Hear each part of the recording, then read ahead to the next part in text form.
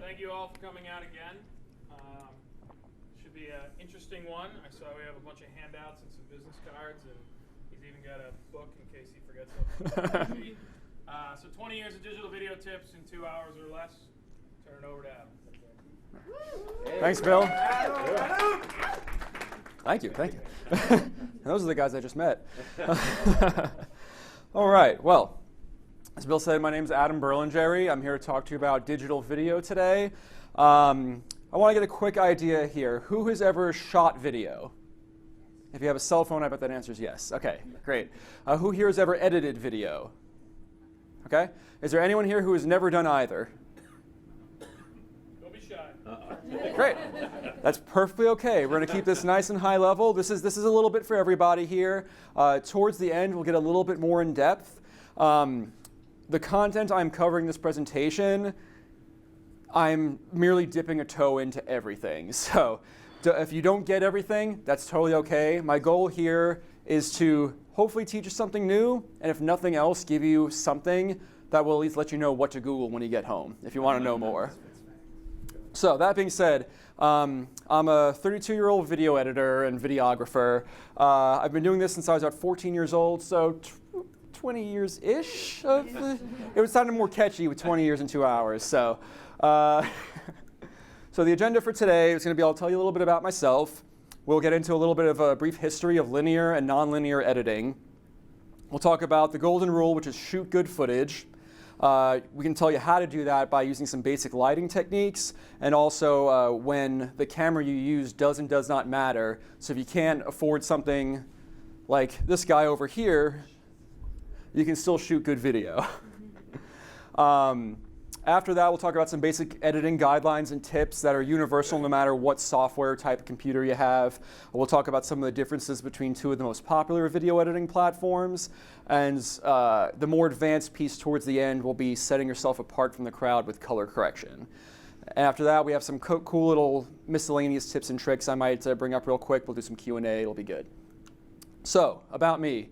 Again, my name is Adam Berlingeri. I've been editing video since I was in high school. I started on some really old school tech compared to today's things. We'll talk about that a little bit more in a minute. In high school, I did a short film when I was 16 that when I was 18, I won a Student Emmy Award for, and a few honorable mentions. After high school, I majored in technical theater at Western Connecticut State University. I did a lot of work for stage plays, including video projections. I did behind-the-scenes stuff. And one of those projects won me a merit award from the Kennedy Center. After college, I continued to do a little bit more theater work. I also did some documentary work. And I'm checking my own notes here. It's been a long 20 years. In 2013, I was a featured artist by an arts group out of Hartford called Raw. I was part of an event there showing off local arts. More recently, in 2017, I took place in the 48-Hour Film Fest, where I got 2 awards for work I did there. Here at Dado, I actually started in tech support, but since I had a background in all of this, and Dado has a nice video presence, as you can tell by this ridiculous room, I transitioned after my first year here into a video editor on the internal productions team.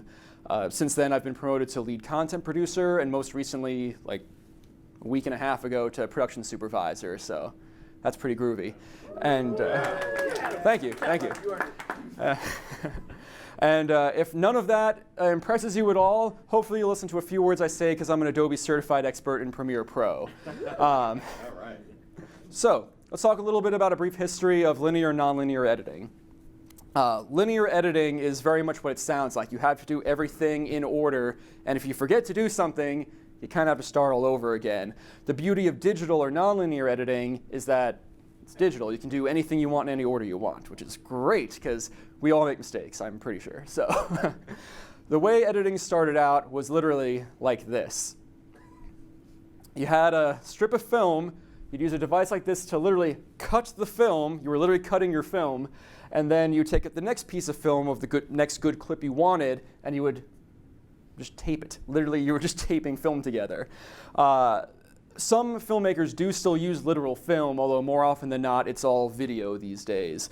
So I'd like to call myself a filmmaker. I've actually never touched a piece of celluloid, which kind of depresses me a little bit. But these days, if you want to edit actual film, they'll generally convert it to a digital file to edit non-linearly. They'll use a device for that, such as this, which is the same brand as this guy here. You can buy one of these and mount it on your very own wall at home for $30,000 or so, and that's a cheap one. So if you don't have that kind of budget, you're going to start off on more of the stuff we'll be talking about. Where did I start? As I said, I didn't get to touch film. I started with one of these bad boys here. You'd have one of these attached to either VHS or Betamax decks. One was your source deck that had all the footage you were editing together. The other was your destination tape, where you had sort of your timeline of events you were laying things out on. The process for this would basically be you would scroll through all your footage using these wheels here, or the playback controls. You could go frame by frame. You could fast forward, reverse, just by twisting them. They're called jog shuttle wheels. And then you'd find the good parts of footage you want to put into your final project. You'd mark the start, the in point, and the out point on that clip. You'd say where on the destination tape you wanted it to go, and you could perform either an assemble edit, which would pretty much just put it at the end of the tape where you last left off, or if you realized you messed something up and had to tape over a part earlier, you could do an overwrite edit. So that's how all this started. But before you can even get to editing, and we're going to talk a lot more about that later, the first thing you have to do is shoot good footage. So has anyone here ever heard the phrase fix it in post? Yeah. Okay. My business cards, if you take one when you leave, on the back we all have quotes on our business cards. Mine say, "We'll fix it in post," said no editor ever. My boss is actually in back recording this for me tonight. He says it all the time. He has a t-shirt that says it, and he knows I hate it. And if I badmouth him too much, he'll turn off my mic. So we'll move on. So who wants to see a good shot?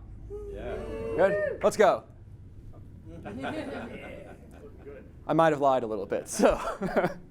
So this is Nick from my team here. He's actually not here to defend himself, so everyone be nice. We set out to put together the worst shot we could possibly assemble. So we literally did this by putting him against a white wall, mounting a light to the top of the camera, and hitting him in the face with it at full blast. So there's a number of things wrong with this shot here. For one thing, the framing is terrible. He's dead center in the middle of the frame. He's lost in this white wall here. It's very awkward, even if he wasn't making the funny face. The background, this white wall, is boring as hell. Like, if I had to watch a 5-minute interview shot in this setup here, I would fall asleep. I wouldn't be interested at all. The lighting on his face, because it's mounted to the camera, hitting him directly, is very flat, very boring. It's not really doing anything for him. And beyond that, because he's so close to the wall, right up against it, we have this kind of gnarly small shadow back here, which is a little distracting in my opinion. So how do you do a good shot? One of the most common rules for this is something a lot of you have probably heard of called the rule of thirds. If you've ever taken a video 101, you've probably heard about this to death, so I'll try not to get too in-depth here. The rule of thirds basically suggests that if you take your video frame, which is this box here, and draw these horizontal vertical lines, you want your points of interest to intersect on these points here. Specifically, if you're shooting a person, which is kind of what I'm going to focus on primarily, the subject of your shot should be either here or here in your frame, being their face or their eyes. And as far as where you put them, since we don't want people in the center of the shot, if someone's facing in this direction, you want them on this line here, so there's space to sort of suggest what they're looking at, what direction they're looking in. If they're facing this way, you want to put them on this dot right here. So to demonstrate this a little bit better, I have this handsome gentleman's going to come and do a little demonstration. Nick was busy. I couldn't get him for this shot too. But so we have a medium wide shot here showing about a portrait height of this person. And we have his head centered up on this dot. This is our focal point. This is what we're looking at in the frame here. We've given him a little room above his head, so if he has a cool hairdo, we can show that off a little bit. It's a very comfortable shot. This is like, if you're trying to show me a good standard shot, this is kind of what I want to see. And this rule applies no matter how close up you get with the camera. If we go from a medium to a close-up shot, we've still kept his eyes lined up with this line. Even if he gets uncomfortably close to us with that weird mustache, we're still going to keep his eyes on that line here, even if we're sacrificing cutting off his head a little bit. This would be an extreme close-up. So that's the rule of thirds, a lot of numbers. That's the rule of thirds in a nutshell. Another numbered rule that you'll hear of a lot is called the 180-degree rule. This applies more to when you're doing a series of shots that you're going to assemble in the edit. This is kind of how you avoid losing your audience. So let's say we have two guys here. We'll call them, I guess, Terrence and Philip, because the colors match. Let's say they're having a conversation. This is the scene you're shooting. Whether it's an interview or a dramatic scene of two people talking, when you put people like this on a set, a stage, in an office, whatever, you want to sort of draw an imaginary line that goes between them like this. And the 180-degree rule dictates you want to keep the camera on the same side of those people at all times. The idea behind this, basically, is that this is how you prevent your audience from kind of getting lost in what's going on. It helps them maintain the geography of the scene. And I have a little demo here I can pull up of that. So this is a somewhat comedic scene we did here for a recruiting project at Dado. And we were trying to mimic like an old a clandestine meeting, like noir kind of scene with this here. And we go between wide shots, close-ups, a whole number of shots we do over the shoulders here. But no matter what, you'll notice the camera always stays on the same side of the people in the shot here. I've got the volume turned down because the dialogue isn't too important for our current purposes. So right now we're over this guy's left shoulder, this guy's right shoulder here. If we go to the wide shots, we're on the same side of them. Even as they get closer and the framing changes, we're still on that same side at all times. And this is a space. It's a parking garage in Boston. That was our former CEO there. This is a parking garage in Boston that most of you have never been to and never will go to, but no matter where these guys go in the scene, you always have a good sense of where they are in the space they're occupying because we don't sort of mess with the geography too much. So that's just a quick piece of this here. If we have some time at the end, I'll show some more full-size clips. So that's the 180-degree rule. We'll talk a little bit later about there are times when you can break some of these rules, but we're going to say that for a little bit more towards the end. So that's 180 degrees. So you have framed people nicely in a shot using the rule of thirds. You've kept the series of shots looking good by using the 180-degree rule. The next big thing, though, is you want to make sure that the exposure of the shot or the brightness of the shot is in a good place here.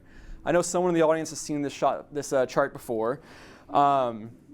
So exposure is basically the brightness. This is how much light is coming into the camera when you record. Again, one of the reasons why we don't like fix it in post is because if someone records a piece of footage too dark or too light, anything below or above those thresholds of the maximum brightness the camera can read, maximum or minimum brightness the camera can read, is lost data. If you shoot something too dark, I can't bring that darkness back in post beyond a certain point. So you want to make sure your shots are exposed nicely. This is a little scarier, this sheet, than some of the other stuff I've talked about so far, so I actually have printouts of this if anyone wants to take this with them. And most of these principles apply to photography too, so if anyone's into photography, you can use the same information. So there's three things here we're going to talk about. The first I'm going out of order here a little bit, is ISO. ISO is the sensitivity of the digital sensor inside the camera. This is purely an electronic measure, and it's one of the simplest things you can adjust to play with the brightness of the shot you're recording here. Most cameras, if you look at the manuals for them or you go on their website, will have what's called a native ISO. That's the ISO they're happiest recording at. If you record anything less than that, you're still going to be okay. You can go usually as low as ISO 100. Is pretty common. That's a low ISO, darker image. You go to a high ISO, some cameras can do over 25,000 ISO. The issue is if that's purely digital, if their native ISO is around 800 or 400, which is fairly common, 25600 is going to be so grainy and noisy, it's going to look, frankly, like crap. And I have a quick example of that here. This is a shot where we were in a studio with no lights on, and I pumped the ISO up as much as I possibly could.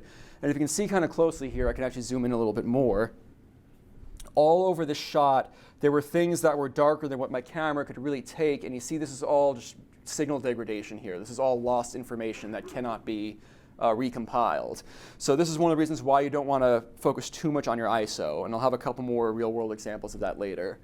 So that's ISO. Most cameras, 800 is a good ISO to be at. Some it's only 400, but that's usually the range you want to reside in. Next thing I'm going to touch is the shutter speed. Shutter speed is, if you think about the days of an old camera, you had a reel of film going through, and this happens with a photo camera too. When you're using a photo camera of any sort, the idea of how the film is exposed is a shutter opens and closes and allows a certain amount of light to hit the film. That's how a photo used to be taken. The shutter speed, how fast that shutter open and close, is another way you control how much light comes into the camera to be captured. Does that make sense? So the longer your shutter is open for, aka the slower the speed is, the more light comes in, more exposure. The downside, though, is the longer that shutter stays open, while you have a moving subject, you'll basically end up with motion blur. So let's say you're shooting someone running through your frame. If you shoot with a slow shutter speed of 1/20th of a second, for example, that's considered slow in photography world, that person's going to be a blur if you pause at any given point in that shot. On the other hand, you're doing fast motion like that, someone running through your frame, if you do some crazy, this isn't even crazy, but a faster shutter speed like 1/500th of a second, you can pause on any frame and that person will still look crisp. The sacrifice is that's going to darken your shot. So if you haven't gotten by now, the idea is to balance all three of these to get a proper exposure. Does that make sense? So that's shutter speed. For the world of video and film, does anyone here know what a frame rate is? Okay. If anyone doesn't, a frame rate is, again, if you think about traditional film going through a camera, a film strip has frames on it, like an individual photograph. The frame rate is how many pictures per second your film is. For most film, like movies that we watch, it's 24 frames.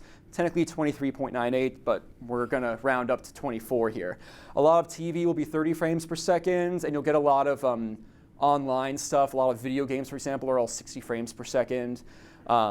You'll often see TVs saying, we do 60 hertz, 120 hertz, et cetera. That's trying to like build in some more motion into the TV when the movie you're watching was probably shot at 24 frames anyway. So if you ever see a TV demoed at a store, like, oh yeah, this has like super high frame rate or whatever, but you're watching a movie, the movie will often end up looking really fake or really crappy because it wasn't made for that frame rate. Yes? Does any of that change with high definition?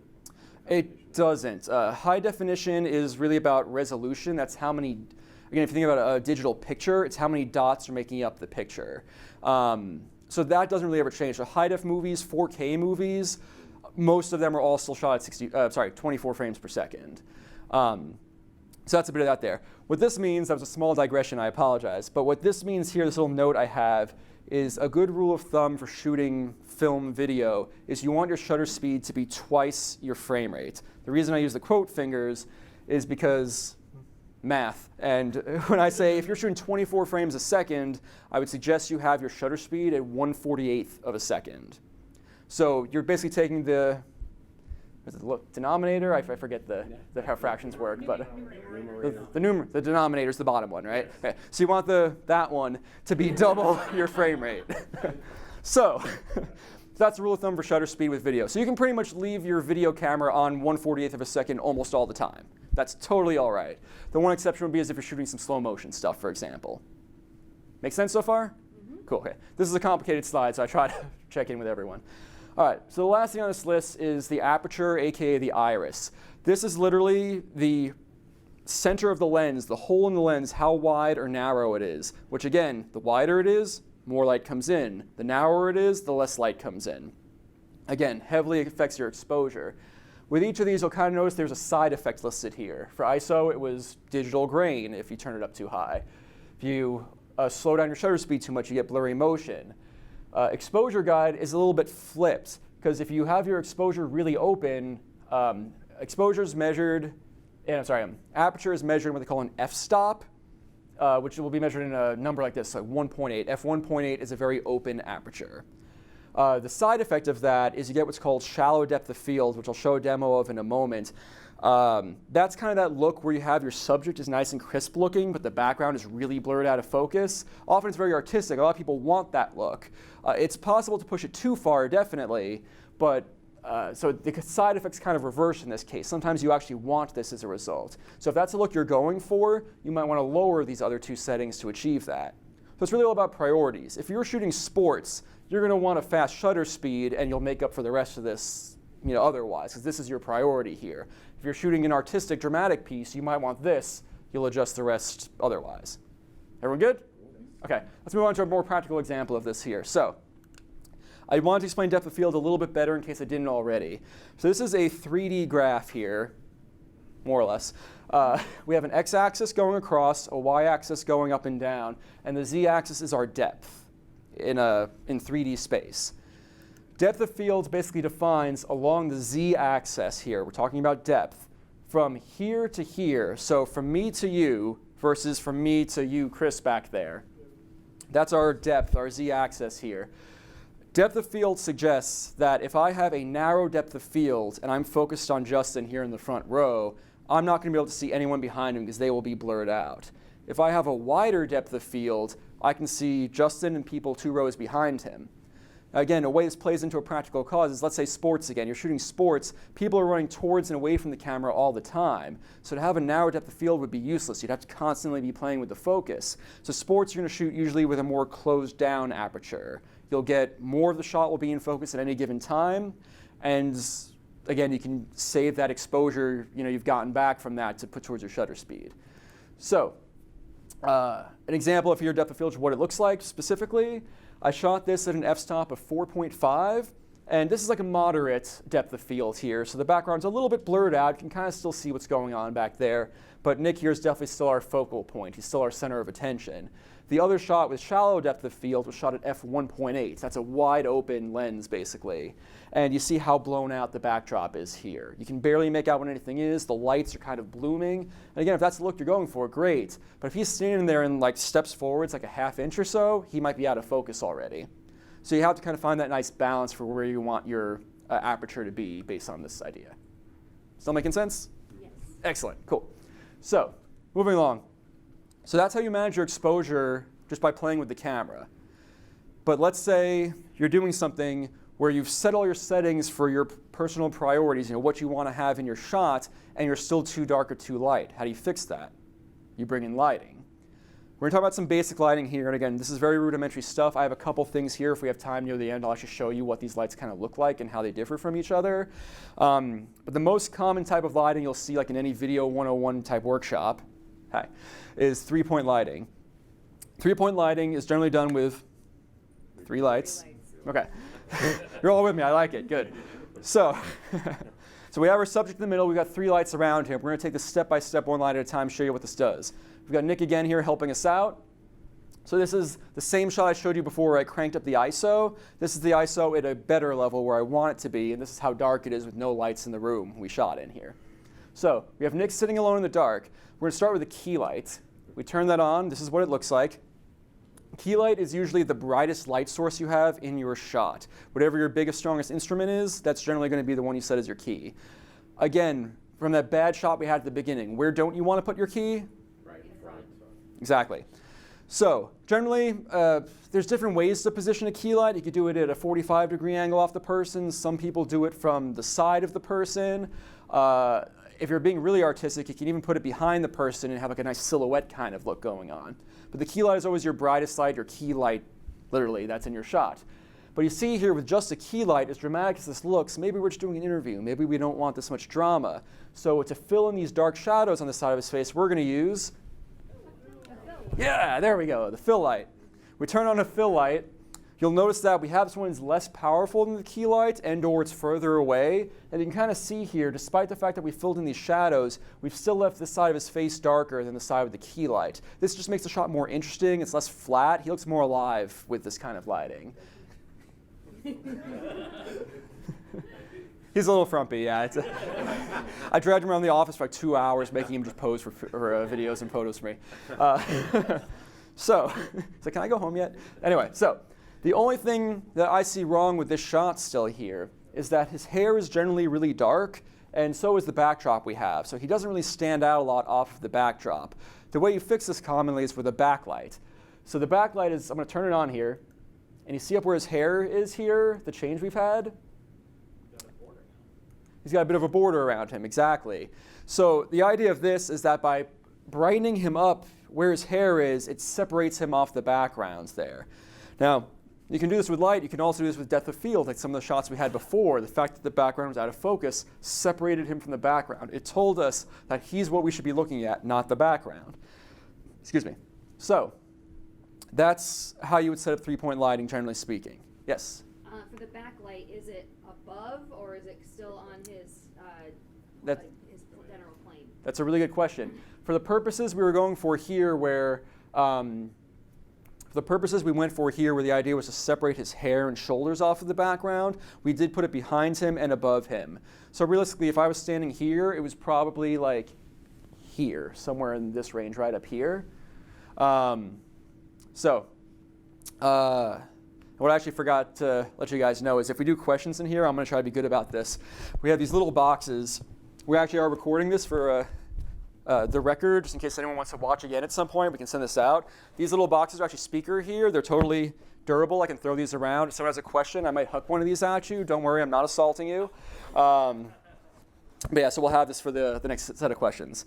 So yeah, backlight, hair light, it'll often be above and behind the person. There's different ways to do it, but that's most commonly what you'll see here. We'll come to some other shots a little bit later where I did the same thing out in the area where we all ate food, so I'll show you that again later.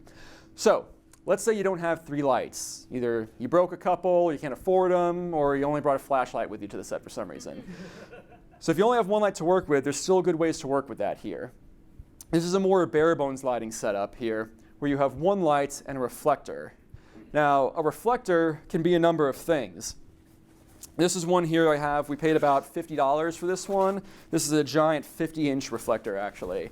And this is collapsible, so you can take it around with you on set pretty easily here. You take this and go, whoop. Ooh, yeah. So a lot of these you buy will have multiple sides of them here. This is just your general white reflector. This is what you'll use like 80% of the time. They also have a gold foil one. If I flip this inside out, there's a silver foil. There's even a black one in here, which is, I'll save what that's used for at the end. The real trick is if you can fold this up in quick succession. This is what 20 years of practice gets you. So,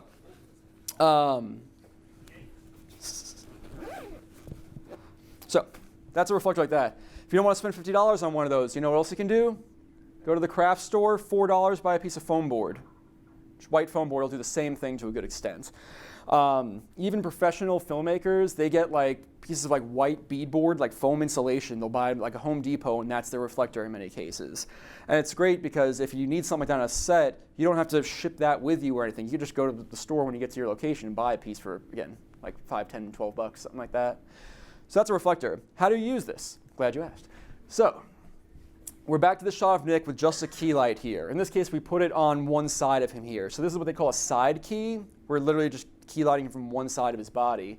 Again, we've got this kind of hyper dramatic shadow here, but now I'm going to add in that reflector. And you'll see not as much as the fill light did before, but just by bouncing some of this extra light we had going in front of him off the reflector, we filled in those shadows on his face pretty nicely. And I actually like the way this looks better than 3-point lighting. It's a little bit more dramatic, a bit more dynamic. I think this is pretty cool. So depending on what type of project you're doing, this might be preferable to 3-point lighting, even if you have the equipment to work with. So no matter like kind of what your budget is or what you're working with, there are solutions that can still look good, and that's definitely something I want you guys to take away from this. So I'm going to back up a second here to before we had the reflector. And again, we have this sort of harsh light here on one side of his face and just nothing on the other side here. The difference from the brightest point on his face to the shadowy part and how quick it is referred to as fall off. This would be referred to as fast fall off because the distance from brightest to darkest is very short. It's very abrupt. Comparatively, if you have slow fall off, you can see here it's a little subtle, but here very sharp contrast from the brightest to the darkest part. This one, it's a more gradual change. And you can also see the light's a little bit less intense on this side of his face. Is that visible there okay? Yeah. So the difference in what we did between these two shots is the one on the left here, the hard light source, is generally going to be like a small, spotty type of light. An example of that right here, I'm sure Jason's going to flash me with a bright light again myself. So what's hitting me right now is a hard light. This is also a small hard light here. This is sort of like a spotlight would be. You can see here, I'm going to turn this on and try not to blind you guys too badly here. But if I swing this by you real quick, just take a quick peek without blinding yourselves. So you see how small the surface area is of where the light's coming out on this light? This is a small, very centralized source of lights that will lead to fast fall off, that harsh light you get on one side of the face. If you take, on the other hand, a light that has more surface area like this panel, and I'll try not to blind anyone too badly here. So this light panel here, which this is only at 25% right now. This is pretty low for the moment. This here, because it has a larger surface area, and especially if I take that larger surface area and put it further away from my subject, the light basically ends up wrapping around them more softly. That's kind of where this phrasing comes from, if that makes sense so far. Another way you can do this is if you don't have, if all you have is the spotty light, you can take a really powerful spotty light like that little guy there. You can just bounce it off the reflector, and the reflector basically becomes a nice, large, soft source, basically. The reflector becomes your light, basically. So that's a little bit on hard and soft light there. Anything too crazy? Am I going at an okay speed? What's what setup did you use between the difference between these photos here in terms of equipment? This one was that small light that I just showed. This other one here was another little toy I have on this table here. This is what's called an ice light. It's also my lightsaber. I love this thing. So this is a kind of an in-between. It's a small, soft light source. You can see it's kind of diffused. It's a softer glow it puts off. But if I have this, Jason, could you cut the lights for a sec? So I'm going to turn this down a little bit here. So if I have this around here on me, relatively speaking, relative to how that little spotty light would be, this light will kind of wrap around my face a little bit more and have a smoother transition from highlights to shadows compared to what that spotlight looks like here. We can bring the lights back up again. Thank you. The panel light would have been a better use for it, but I was also rushing when I put this together. So, so that's hard and soft light. So moving along here, let me see what I'm up to. Make sure I'm keeping up with my timing, okay? Yes? So if we move on from lighting, I mean, that's a close-up shot. What if it's like a larger view area that you're looking at? How does that affect the lighting? How do you make sure they're not in the shot and everything? So when you're dealing with a wider shot, one of the tricks often is you'll have to have a light that can do the same job from further away. Historically, with filmmaking, you find these really hot, really powerful lights that they could put them 20 feet away and still hit the person and have a good source. So these lights back here, for example, I did a shoot one day where we needed to have wide and close-up shots indoors on an overcast day, but make it look like bright sunlight was coming through a window. I put two of these on a stand right next to each other about 20 feet from the guy, and it looked like we had a bright sunny day.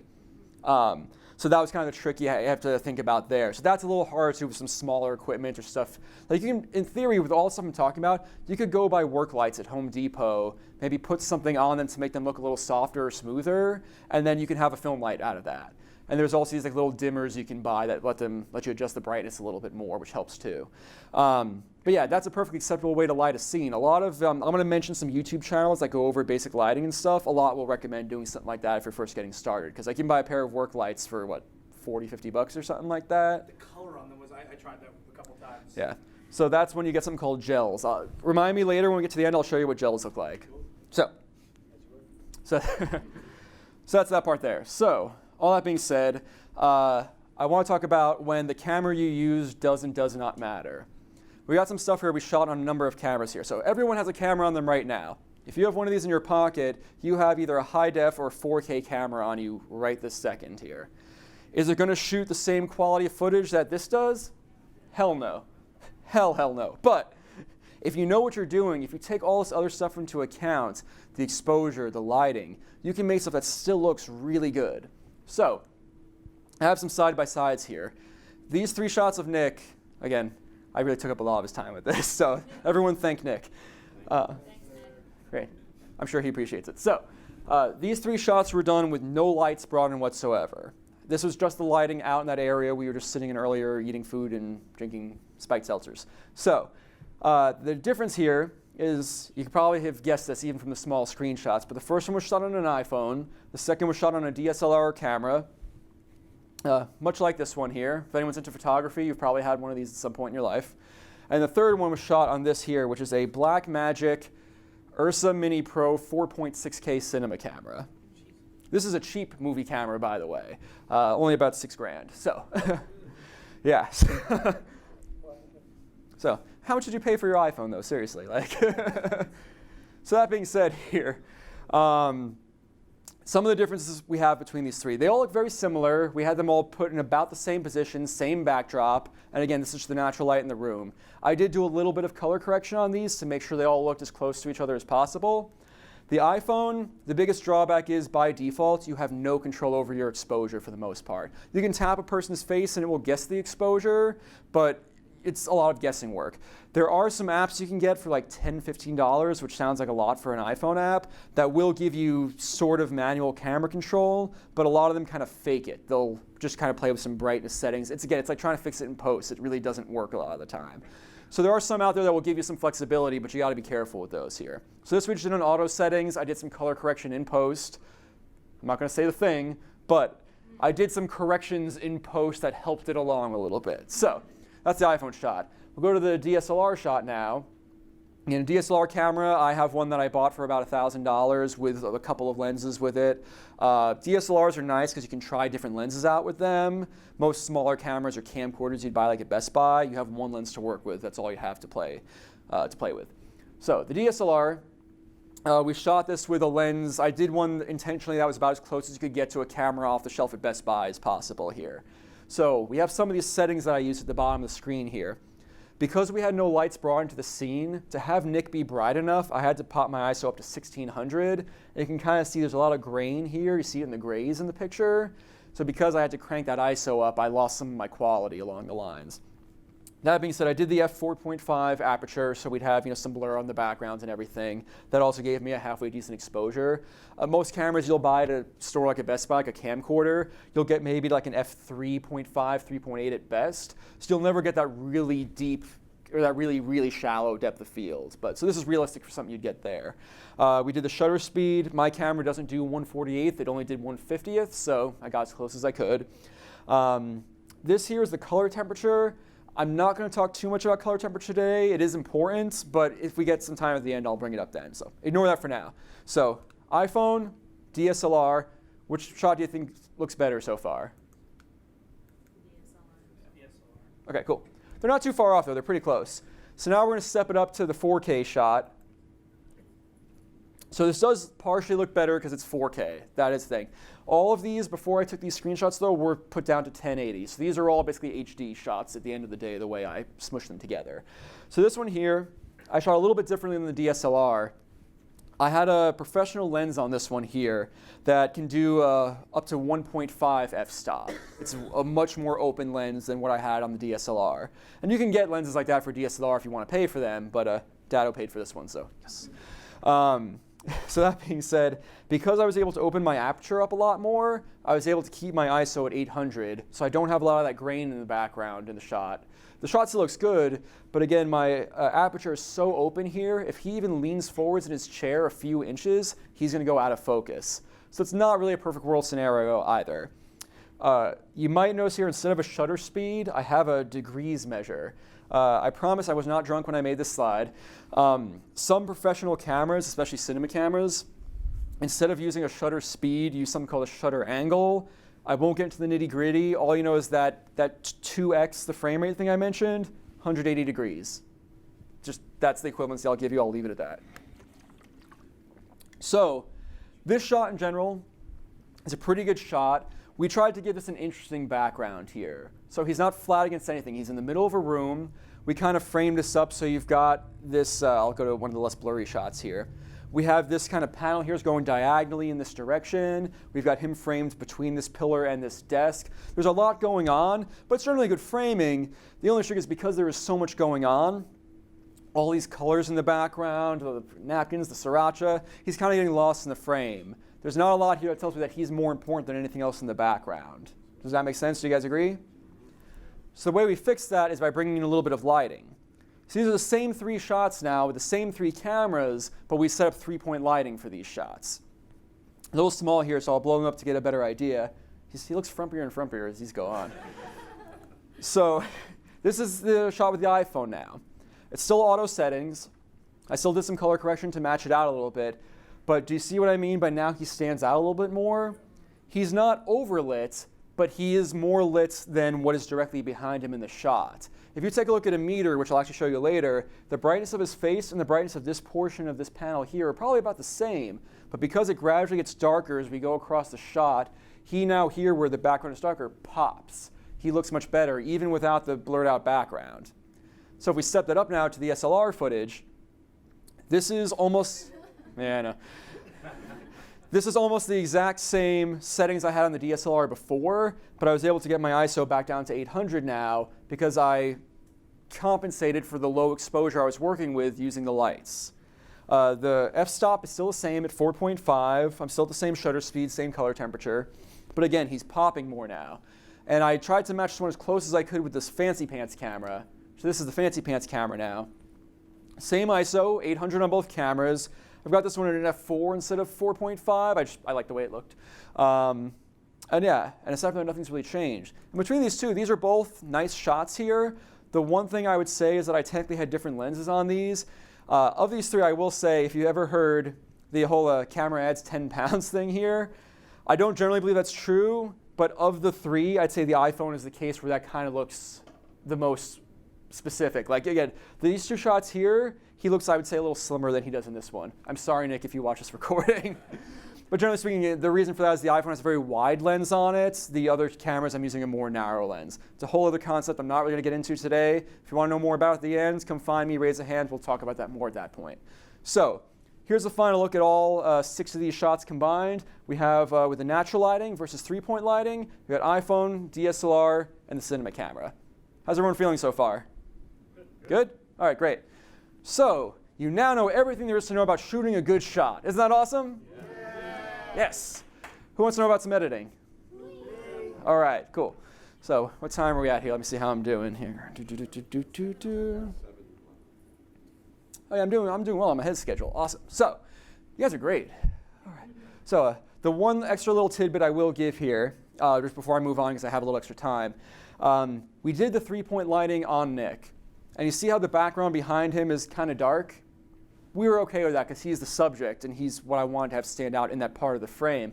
But when we originally shot this here, all of this stuff here was as dark as back here was. And it felt weird. He felt like very isolated in the frame. Like it felt like it was lazy, kind of like we just forgot to do something. So what I actually did was I had 3 lights on him. I took a 4th light and I just shone it right here on this area. And I put it sort of about here, relatively speaking. So we had this nice kind of gradient that kind of fades out as we go across here. Excuse me. So if you have your key, your fill, and your backlight, that's more of a background light, which is something you might want to do fairly often. Again, I'm not going to get into lighting your scene as much as lighting a person because that's a lot more complex, but I'll give you some links at the end that'll have some recommendations for that. Yes? Oh, yes. I forgot my own rule. Whenever I forget, Jason flashes a little thing on the screen so it says, use the damn microphone. So on the whole rule of thirds thing, the one thing that I've always found kind of awkward with it is that, like, so for instance, in this picture, if you took out the subtitle, I feel like there'd be a lot of empty space there. Like in this picture, it looks fine because you put the subtitle there to kind of fill that space.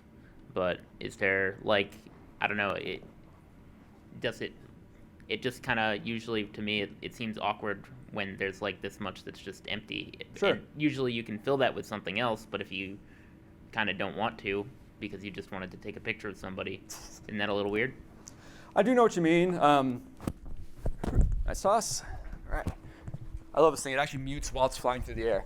So, yeah, way too expensive. Don't buy one for yourself. It's dumb. Anyway, so yeah. So rule of thirds, the whole idea is, remember when we talked about the white wall behind him before versus something like this? When you're setting up your framing, and this gets into what they call production design, beyond just coming on set, picking a good spot for a camera, picking a good spot for your lights, production design is basically just suggests that you're going to design your set a little bit. Even if it's just a news interview or something like that, whoever here has seen a news interview where the framing is something approximately like this, and there's either a lamp or a plant right about here in the frame. Yeah. Oldest trick in the book. Again, you put something in that empty space, generally speaking, to just add a bit more visual interest. You don't want it to pull too much focus away, but generally good production design suggests that you'll have something interesting in your frame kind of no matter where you look. Is that a decent answer? So basically just kind of put something there to make it look like generally speaking. And something like this, depending on the conversation we're having, after we get started with whatever he's saying at the beginning, I might go to a closer up shot where you have a little bit less dead space. A bit more of the frame might be filled with him, after we get a bit deeper into the conversation. So part of it's about the edit, part of it's about how you do your design. Again, I rushed through this, so all I had was a sriracha bottle that I threw into the background here. But I've done many a shoot for Dado where we've just thrown either a plant in the background, I've taken some glass vases and filled them with Lego bricks just so there's like a splash of color somewhere in there. A bunch of little quick tricks you can do just to add a little bit more visual interest to a shot. How much can you zoom that in then if you needed to in post? Here. Toss you this. You guys can just toss it to each other. Hello? That works too. Oh, that's crazy. How much can you zoom in on that shot before you really start losing resolution? Do you like to shoot far back so you could zoom more? Do you want to be right up in the action? I'm very glad you asked that question. It's somewhat a conditional answer, and I have a slide on it later. Oh, sweet. So we'll talk about that a little bit later. Excellent question. We're going to come back to that. That's something called punch-ins. We'll talk about that a little bit towards the end. It's a cooler name than zooming in on something, right? All right, so we've been through all these shots. We've seen these comparisons here. I'm going to take a quick swig of water, and we'll get into some basic editing guidelines and tips. You're not allowed to drink anything. All right. If you saw me run away before we started, it wasn't because I was scared, I'll tell you that. So basic editing guidelines and tips. Again, let me see a quick show of hands here. Who's ever edited video before? All right. Who here has done so with an Adobe product? Who here has done so with an Apple product? Has anyone ever used DaVinci Resolve? That's the new kid on the block. It's fine. Anyone ever used Avid before? Cool. I tried Avid once in college. It wasn't for me. So it's my editor joke. I'm going to start this off with some things that go universally no matter what software you're editing in. Because whether you're in Adobe Premiere or Final Cut Pro or Avid or Windows Movie Maker, there are certain principles that are universal, and I want you all to leave here knowing that there is no one right way to be an editor. The most important thing is to find a workflow that works best for you, no matter what software you're using. And workflow is a very important word. I want everyone to kind of remember that, because every editing program that exists, and especially the two I'm going to show you guys, there's about 4 or 5 ways to do everything. You can do it with keyboard shortcuts, with drag and drop, with a menu. It's all about finding the way that works best for how you want to work.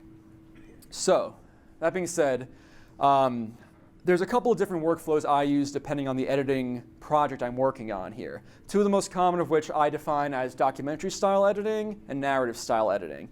This really applies to documentary style production, narrative style production, same kind of thing. Music video production is a third kind that, again, I won't touch on too much today. So as far as some of the differences here are concerned, I think I might have something to show. Okay, I have another slide that talks about this in more depth. All right, the documentary style production. A documentary, you might know that when you start a documentary or a news report, that you're going to interview Steve, Bobby, and Joe. That's good. They're going to be your main subject matter experts that you're going to interview, and you're going to get some B-roll. Does everyone know what B-roll is? No. Okay.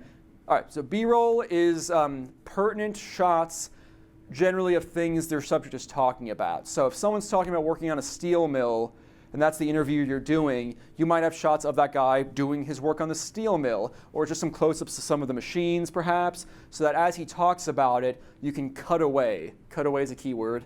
So if he says, yeah, when I use this lathe, you might cut away from the interview, so you'll still hear him talking, but you might show a shot of the lathe that he uses day to day. Does that make sense? Yeah. So most documentary style things are made up of interviews and B-roll. That's the most common things you see. And you may have a list before you go to shoot the video of what interviews you're going to shoot, maybe some things you might want to get B-roll of. You might shoot the interview and say, hey, I should get some of that stuff you just talked about and come up with more ideas for B-roll while you're there. The point is, it's not like making a movie. You don't have a script specifically. So when you do a documentary style production, you're going to have some general guidelines that you're going to follow, but you may not know what shape the final edit is going to take. To help with this as an editor, whether you shot the footage yourself or if someone else shot it and just gave it to you and you have no idea what's in there, you're generally going to start your edit process by going through all the footage you've received. And you can name all the clips to say what they are. You might do metadata saying this was shot on camera A, this was shot on camera B. So let's say you had a big camera like this and you also had one like this and you brought a GoPro. You might have metadata that specifies all that. And then the benefit of that as an editor, Or if you have an assistant editor or an intern, you make them do it. The benefit of that is then when I go to edit and I want to say, I want that GoPro shot of Steve working on the lathe, you can search that and it's available because you did the groundwork to make it available. So you might have a little bit more work to do to kind of label and identify all that footage, but if you do, it will later make your life cutting the final project together much easier. Another way people like to work with this sometimes, if they don't want to put all that time in, is they'll just go File 1, they'll look through it, mark the best part they want, drop it in a timeline. Find the next best thing they like, put it in a timeline. There's no real order or chronology to it. They're just taking all the best stuff and dropping it into a sequence of clips. They call it a select sequence. I personally don't like to work like that, but if that is your style, that's more of you make that select sequence, and then instead of going back to all those original clips again, you kind of just copy and paste from one to your final. Does that make sense? Cool. So this style of editing, I actually personally find is sometimes easier to do in Apple's Final Cut Pro versus a lot of the other products. And it's partially because they sort of changed their ecosystem to how media management works. And I'll talk about that more in a bit. For narrative production, you're generally going to have a much more detailed pre-production process. Most movies and TV you see are going to have a script to them. Probably even reality TV, I'm guessing. You're going to have a script that you start with. You might make a storyboard that has like a little comic strip indicating what shots you're going to try to get, like what angles they should be, what the framing is going to be. And if not a storyboard, you might at least have a shot list, just like a spreadsheet that says, I want a wide shot of Steve, and then a medium shot of Bob, and then another wide shot of Brian, etc. You'll have just like a spreadsheet that has your to-do list, kind of. The benefit of having all these pre-production documents is that you can use them to pre-visualize what your edit's going to be ultimately. If you read a script, you know the story. It's like putting together a puzzle and you look at the front of the box to know what you're trying to make ultimately. Whereas the documentary, you lost the top of the box and you just have all these pieces you got to figure out as you go. The nice thing when you have this style where you have this shot list, this list of all the shots you want to get, your shot list might say, shot 1 is medium shot of Bob doing this. And then when you go to bring all your footage in and organize it, you can just label it shot 1. Label the next one shot 2. You have a document that already tells you what they all are. So you can actually make your life a little easier as an editor if good pre-production is done at the beginning. And again, you just use those documents as your editing reference. If you know what shape you want your project to take, I personally find that sometimes Premiere will give you a bit more fine-tuned control. It'll fight you a little bit less to let you do so. So I personally use both Premiere and Final Cut depending on what project I work on. I do use Premiere more, not because I have the certification, but just because everyone in the office here who does video has Premiere. So if I start something, it's easy to give it to somebody else, which can be very important, obviously. So that's the trick there. So what does a good pre-production document look like? This is an actual set of pre-production documents from a shoot we did here. This is for a little funny video we did here at Dado. I actually have a copy of some of these sheets I can pass around. So yeah, if anyone wants to take a look, this is a script, a little set diagram, and that's a different thing. You can pass it around if you'd like, and a shot list for one of the products we shot here at Dado. And even if you're just looking up at the screens here, we started with a script. We knew what people were going to say. It's a 4-person conversation. They're all talking about a 5th guy who's not there. That never happens in real life, I know. So 4 people are talking about this other guy. And I had to figure out, when we're not just 2 people having a conversation anymore, we're 4, how do I make that visually interesting? How do I still pay some mind to the 180-degree rule despite me having to zip through several parts of a conversation? So I chose to actually make a map of the scene I was working with. This was the shape of the room we shot in. It's a conference room here in the office. I put the 4 chairs in with just starting off with just a number for each person. And what these lines basically were me mapping out the scene. So for each bit, each little mini segment of the scene, I was saying, okay, so for this one, the person should be talking to the person next to them.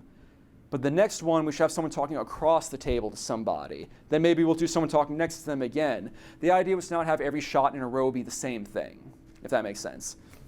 And that's how we kept the scene interesting. So I did this first. I used that to say who was who in the conversation. It's a little crazy here. But ultimately, the important thing was I took the script based on all that info. I broke it down because I knew what I wanted to look like in the edit when we wrote this. I said, this is shot 1. This line is shot 2. This line is shot 3, etc. we used these two other documents to make a shot list. So the colors here were because you see we have 3 cameras set up. Ignore that one. We didn't actually use that camera. So we set up 3 cameras in this scene. Really, we only used that 1 camera, but we had 3 main positions. The trick here is that when I move this camera, odds are I have to move my lights too. So you want to move your camera and lights as infrequently as possible when you're shooting something, which means that you're generally going to be shooting most of your shots out of order. It's very common. So this all helps us map that out and helps us keep organized on the day of a shoot. So I basically said my A camera here, which is basically a wide shot that was going to get everybody at the table all together. I color-coded those all in red. This is the order that they show up in the script, but I could see really quickly where all my camera A shots are. And then down here, I made this what's called a shooting schedule. I have all my camera A shots. I have the order in which I'm going to do the shots from this spreadsheet.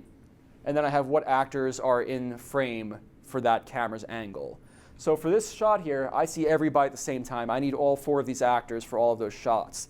The B and C camera, the B camera only sees these 2 people. The C camera only sees these people. And I notated that on my shot list and schedule because that tells me when I'm doing those parts of the video, the other 2 guys can go take a break. They can get a sandwich, use the bathroom, whatever.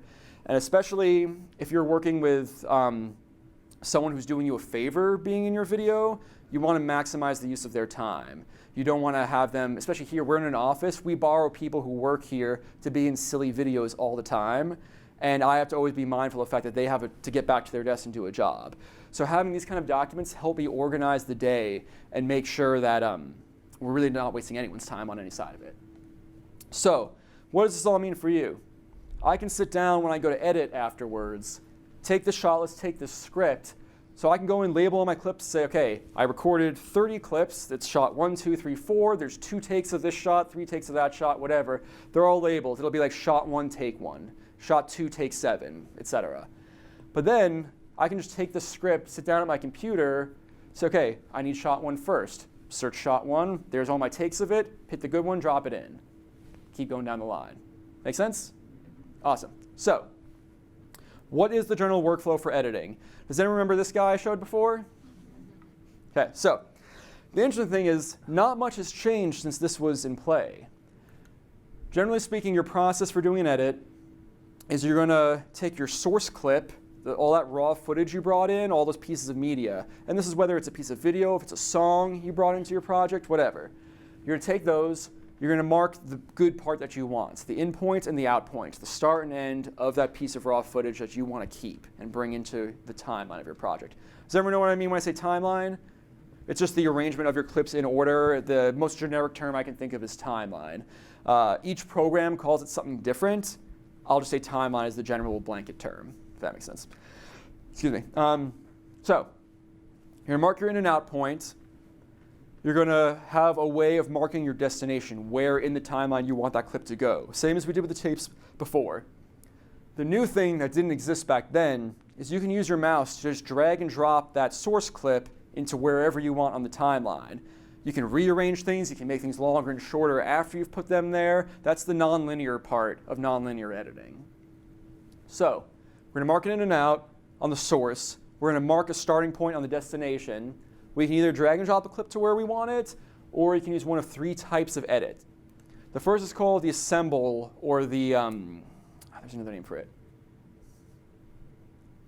Append edit. Append or assemble. That literally means if you have a couple clips already in your timeline, you're going to add another one to the end, right there. I have a couple keyboard shortcuts here if this is pertinent to anyone who uses one of these programs. There's a few more later. So an append edit just pops them right to the end of the clip. An overwrite edit also existed when we had the tape decks back in the day. An overwrite edit says, let's say I've got 4 clips in my timeline, and I realize shot number 3 is kind of a dud, and I have a better take I want to replace it with. An overwrite edit would let me suggest that this is the destination, this is where I want this next source clip to go, and I can just put a new clip right where that one was. It's just like taping over something on a VHS tape, if anyone remembers that process. The next type of edit, which didn't exist back in those days, is what's called an insert edit. This is one of the magic pieces of nonlinear editing. An insert edit suggests that if I find a clip that I want to put in between these 2, but I don't want to overwrite what comes after or have to reassemble this later, an insert edit will literally allow me to mark this spot right here between these clips as my destination, and it will drop a new clip in while sliding the previous ones over. Does that make sense? Cool. So there's some benefits and some disadvantages to each of these. Again, I might save for later an explanation for that, just so we can keep moving here. But these are 3 ways you can do an edit. And again, they can all be done by dragging and dropping. You can hit a keyboard shortcut. There's a menu option. There's probably 3 more buttons that do it. You figure out what works best for you. I like keyboard shortcuts, so that's what a couple of those are. So this is universal, no matter what editing platform you're using. 2 of the most common editing platforms are called Apple's Final Cut Pro and Adobe Premiere Pro. Apple's Final Cut Pro is a Mac-only program. You can't get it for PC. Adobe Premiere Pro works for both. You can have it on Mac or PC. You can even start a project on a PC, put it on a Mac later, and finish it. That's pretty nice there. If you're a Mac person, Final Cut Pro is only around $300, which I know isn't cheap, but for a professional editing program, it's actually pretty good. It used to be like $1,000 to start, and there was even more expensive versions. Premiere Pro historically used to be like $600, but now they actually do it on a subscription service basis. So you pay something like 10 or 20 bucks a month, and you've got Premiere just forever. Previously, they would have said that I was certified for like Premiere version 6. Now I'm just certified for Premiere CC. There's a new Premiere CC every year that mostly stays the same. They add 1 or 2 new small features, but as long as you're subscribed, you just keep getting the new versions. So I'm technically certified as of the version of Premiere that came out in 2015, tentatively onwards, until they do another big major overhaul. So that being said, Final Cut versus Premiere. Premiere is closer to how nonlinear editing has been for 15, 20 years. The general process has been the same for a very long time. I'll point out a couple quick things here just to give you an idea on my screen here. Can everyone see my mouse moving around? Yep. All right, so there's basically 4 screens within Premiere. You've got, I'll start actually at the bottom corner here. This is your browser. This is where you're going to see all your files, all your footage. This is where you're going to have like your list of stuff, your raw, initially unorganized stuff, which hopefully you will organize. Anything I select in here is going to show up right above it in the source viewer. This is where I see all my raw clips, so I can watch them, play through them, see what I'm working with. I'm going to go diagonally downwards here. This is my timeline viewer. This is where I assemble my clips together into a sequence of events. And then this is my program viewer. This is what is in my timeline here. So as I scroll through my timeline between different clips, the one on the right here updates. This one kind of stands alone because this is just the source. This is the unedited stuff up here. So we have unedited, edited, et cetera, et cetera. Lucy, makes sense? This is how pretty much every nonlinear editing program has been for years. This is how it was when I first started video editing on a computer. And the general process, again, has been the same. I start on the source side, I mark my in and out. I come down here to mark my destination where I want it to go. And I can either drag and drop it, or I can do function keys, et cetera. Final Cut, on the other hand, a few years back, Apple decided, hey, you know, everyone's been doing this the same way for so long. What if there's another way to do it? They basically binned all of this. They just said, we're going to start from scratch and do something that we think a regular human being with no experience in this might get better, just like if they're starting fresh. So they made a very different kind of program. And if you used Final Cut before this particular version came out, you went, what the hell is this? Final Cut was one of the fastest growing editing programs. It was getting big in TVs, some movie studios were starting to use it. And when they changed the interface, all these people who invested time and money and energy into learning Final Cut had no idea how to effectively edit. They changed so much of it around. I was one of these people. So for several years, I used the old version as long as I possibly could until it was not supported anymore. And once I kind of hit a wall with that, I said, okay, I have to learn the new stuff.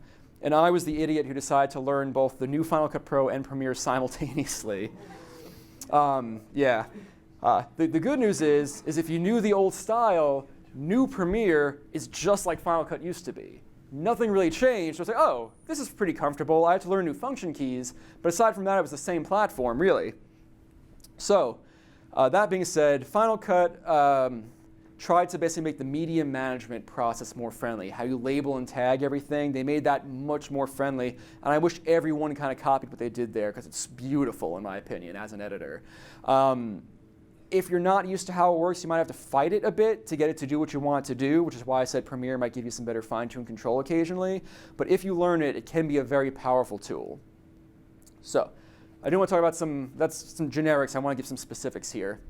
This is going to be one of those demos that takes a few minutes. So I've got Premiere running here. I've got Final Cut running here. And you see how different that looks, just side to side? So I'm going to, again, who here's done Final Cut before? A couple people who here's done Premiere before?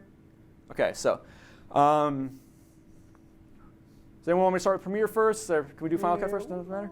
Okay, so all right. We'll start with Final Cut since so there's some people here who haven't done much editing. Sorry, no, I'm not dissing anybody. Yeah. So we have some people here who haven't edited. I'm going to show Final Cut first to see if that makes sense for some folks. So Final Cut Pro. We come in here. The interface is a little different. My media browser with all my source stuff is up in the top left instead of the bottom left. Big whoop, same thing, different spot. Here, they don't have two separate viewer windows. It's just one for no matter what I'm looking at here. If I'm looking through a piece of my raw, unedited footage, it shows me here. If I'm going through something down here in my timeline, it shows me the same thing. It just swaps. One thing I do want to show, just so it makes sense for everyone, can everyone see this? I'll zoom in a bit here. Can everyone see this line that I'm moving back and forth? This is called a playhead. It's the same thing in Premiere. There's a playhead here. I can move it around. This is just where I am in my timeline. Remember when I said before we like to mark a destination in the timeline? That's the playhead. That's what tells your edits where they're going to go in a span of time. And it's also what you're currently looking at any given moment when you're paused. Even if I hit play here, if I hit play and let it go, that's denoting what I'm looking at right now. So that's a playhead. So Final Cut. So again, don't learn it at the same time. It's terrible. So the big differences are really in how the components of the edit are organized. Your raw footage, your timelines. I'm going to actually go back to just the Mac Finder real quick here. Who here's a Mac person? Who here's a Windows person? Okay. Mac Finder, Windows Explorer. Just how your browser folders, same thing. Glad I could bring people together. Okay. So in my Finder here, same as Windows Explorer, I have a series of files here. This right here is a Premiere saved document, same thing as a Word document. The size of this here, if you look over in this direction, is less than 1 megabyte. Again, not much bigger than a Word document. It's a very small file. All it is basically a bunch of references and bits of information saying what you've been up to in your edit. On the other hand, I have a Final Cut top-level file here. So this is called a Premiere project. This is called a Final Cut library. It's the same thing. It's your primary file, but do you see the size difference here? This is an over 100 gigabyte file. The reason for that is because in Final Cut, by default, all of your media, all of your footage, every piece of music, every sound effect you want to play with, everything is stored inside of that library file. And the cool thing about that is that if you start a project on one computer, then you buy a new, better computer, you can just move that one file over. If you need to give it to another editor, just give them that one file. Everything's right there. Isn't that kind of cool? And you don't need to zip or unzip anything. It's very easy. Premiere, you'd have to give someone that project file and all the other folders and files that you've put into it. And if you forget something, you get a very angry error message that says missing media, which is not fun to have. So again, I was going to focus on mainly Final Cut first, but quick note is that with Premiere, you have to be very organized at your computer level in where you kind of put and store things, and make sure that once you've put it into Premiere, you don't change where it is in your Finder or Explorer. You can relink things, but it's an angry process. So that being said, we're in a Final Cut here. We've got a ton of footage. I showed you that library file before. It was called Steeping. That was from a short film I did. This right here in the top left is a series of library files. You can actually have multiple open at the same time, which is kind of cool. So Steeping, Portland, and Untitled, all libraries that I have here open in Final Cut. So within a library file, the next level down in the hierarchy is called an event. If I open, I'm actually doing this Portland one here. If I open this Portland library, all of these star icons are an event. An event is basically a folder. Now, Final Cut will not let you put a piece of video footage that you shot just into your library. You can't be that a-hole who puts a file right in your C drive, right there. It has to go into an event. So we've made a series of events here. Now you might just have an event called footage, and you just dump everything in there. Or by default, it's named whatever the current date is. If you don't want to organize it any more than that, you don't have to. That's fine. This was a project I got with Dado here, where I was told, hey, in 6 days, we're acquiring a new office. So in 4 days, you're going to go to that city right before the announcement and make a video to welcome us to that city. Okay. So we acquired an office in Portland, Oregon. I had 4 days to do all my pre-production, which again, this was like a documentary style production. There's no script. I just knew I needed a lot of really cool footage of Portland. So I was on Google, TripAdvisor. I was just looking up all these local spots in Portland, trying to find stuff that would be like, hey, here's a cool reason to come. Yeah. All you Dado people in all the other offices, here's other cool reasons to come to Portland aside from just seeing the office. So I did a lot of research. I had a list of spots to hit. And basically everything here was labeled in the events by what camera I shot them on. So I was walking around Portland, Oregon in January, bundled up like the kid from A Christmas Story, like this with my arms out. I had an SLR camera around my neck with like a really nice lens on it for getting like close-ups and like that shallow depth of field. And then I had more of a camcorder, like a traditional, like news camera, for example, on one of those gyroscopic handheld things, so I could walk and run with it and get cool shots. So I have that like a suitcase in one hand. I've got the other camera on my neck, walking around like this in Portland in January. But I needed to organize all this footage because I used both cameras in multiple locations. I had a GoPro for a couple of shots. I needed to organize it. So personally, I made an event for each camera. I could have easily just made an event for day 1 of shooting, day 2 of shooting. I could have made an event of all my shots of Steve, all my shots of Bobby, etc. So you can make an event for whatever you want. The biggest difference between Final Cut versus just browsing folders on your computer is you cannot put an event inside of another event. You cannot put an event inside another event. So you can't have nested folders like you can just on Windows or Mac, generally speaking. Which is kind of a bummer. So how do you organize better than this? I'm going to loop back to that in just a second here because we've talked about libraries, we've talked about events, and we've got clips here. Clips or pieces of footage, media files, whatever, same thing. These are all just individual clips that I shot. I've gone and labeled them. They originally said clip 001, clip 002, so I had to do all this manually here. So the one type of file we haven't touched on is what do they consider your timelines? What are these called? Premiere confusingly refers to your timelines as projects. So the top tier file in the top tier level file in Final Cut Pro is called a library. The lowest tier level is called a project. In Premiere, the top level file is called a project, etc. So this is why you don't learn both at the same time. So I did these all kind of in order. So top tier file structure, the next tier down, this is the one below it, projects and media files, basically. Premiere we'll get on to in a minute. So each of these is called a project here. Now, what a smart person would do would be to make probably another event called projects. You can see I did not do this for whatever reason. This is a 2-year-old project here. So what happens if I need to find my products now? Because literally, I do not remember which event I put them into. And again, you can't put anything just into the library. You have to put it into an event. Luckily, Final Cut is nice enough to give you what they call smart collections here. A smart collection is an automatically generated smart folder that has, hey, here's all your video clips. Here's everything you have that's only an audio file.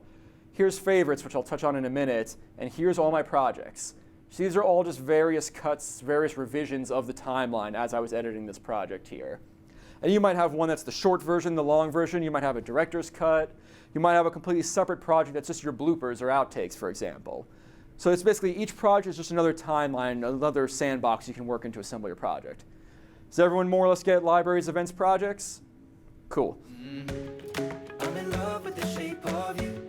We push and pull like a magnet do. While people are falling back in, I'm going to play a little reel of some stuff that I've done here at Dado. This is mostly the silly stuff we've done. It's a little montage here. Oh, yeah. A lot of TV show spoofs.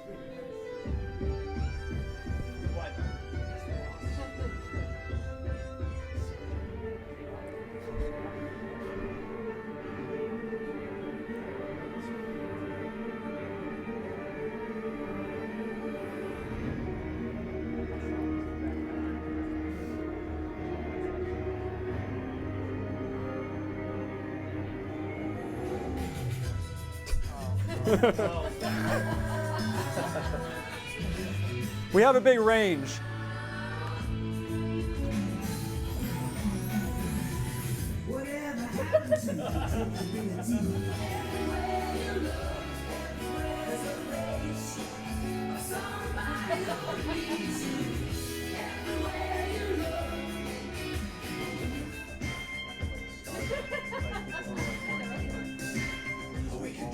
This one was actually a tech support training video. It was supposed to be about getting away from your desk between calls and kind of breaking things up a little bit. They said, I want it to be about this. I want it to be called the reset dance. And the rest of this I completely pulled out of my ass.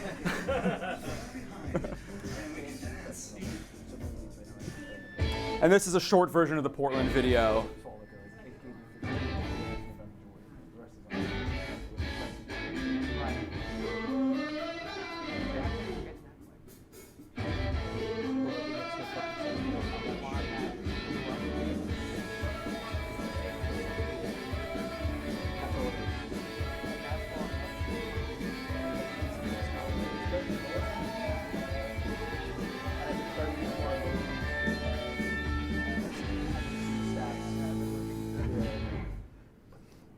All right.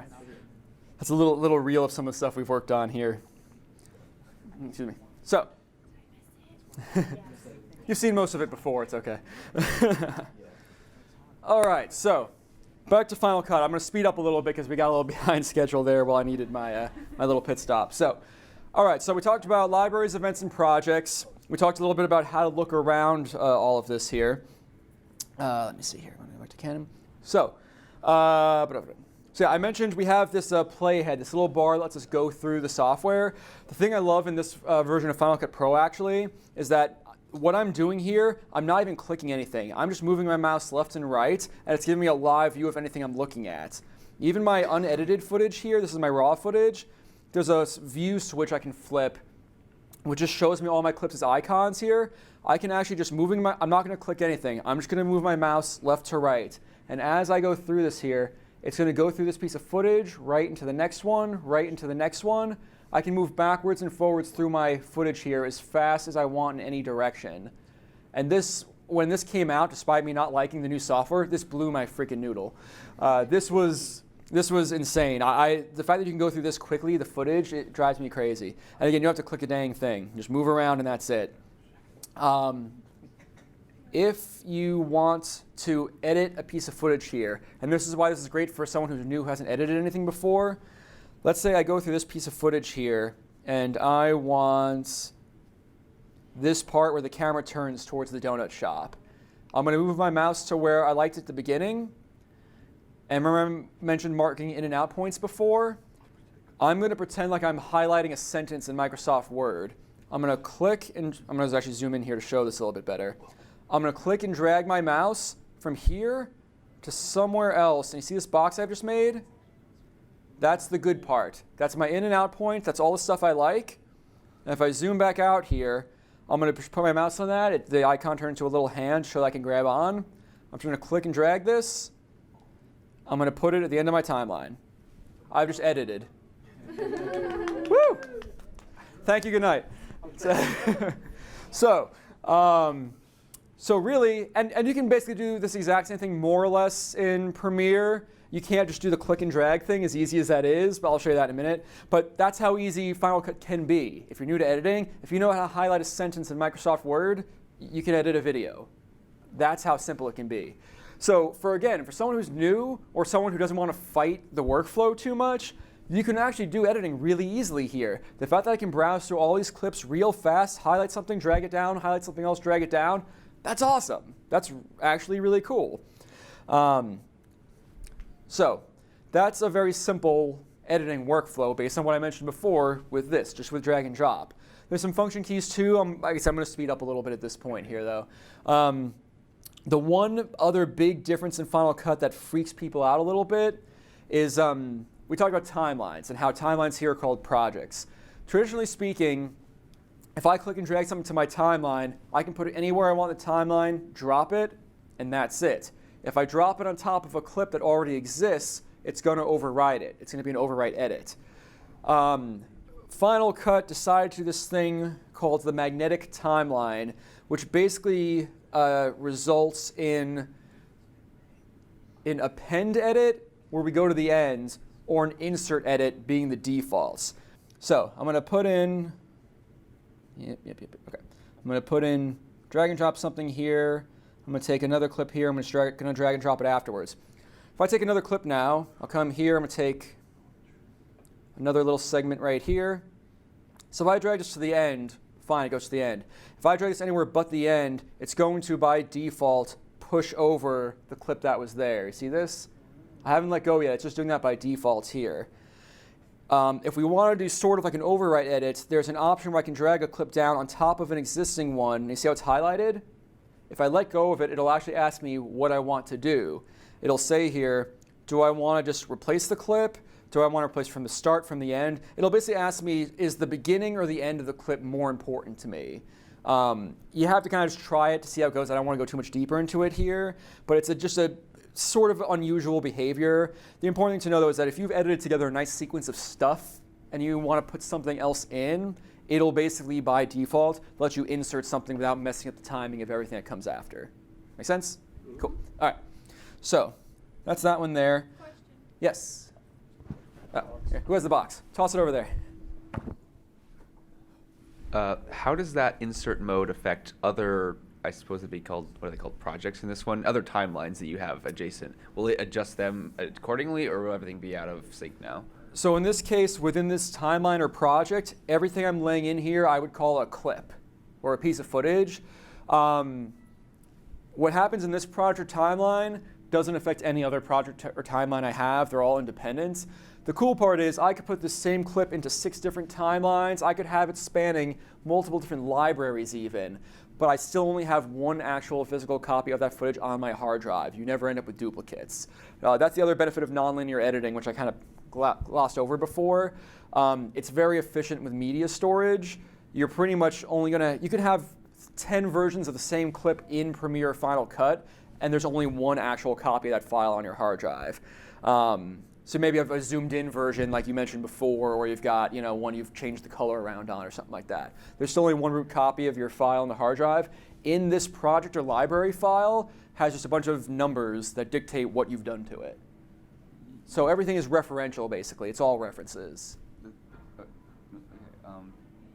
Did I answer the question? Or? No, sorry. Sorry. What I meant was like if you have like a separate timeline that's like an overlay for something, and you insert a clip and it pushes everything over. Does it push everything over in the overlay timeline too, or? Is Okay. So here, I'll go to Premiere for a second because I think that might make more sense. So here in Premiere, I've got like multiple tracks here. We kind of put things on top of each other. Is that more what you're talking about? Yeah. Okay. So that is a little more complicated. Final Cut will let you put things on a secondary track. You can actually do above or below. It doesn't matter if it's audio or video. You can put things on a secondary spot. But if you look here, see how as I move this, there's a little line connecting it to this main track? Oh, it doesn't let you do overlays. You can. So I can put this here, but when I put this down, I'm going to just come here, do a little sneaky trick and make this a little shorter. Ignore what I just did. So I've got this clip here. It's on top. Whatever's on top is the hierarchy. So this cuts to this other shot now once the playhead gets there. So remember when I said before that if I'm in Premiere, wherever I drag and drop something to, it's going to go there, right?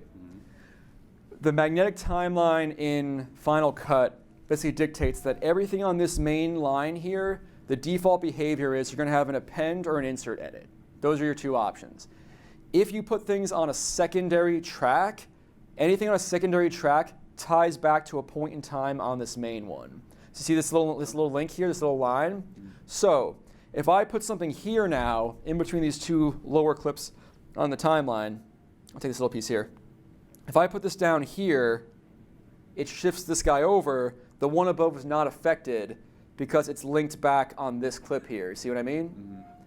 If, on the other hand, if this was attached to this later clip here, and I move this clip, this moves with it.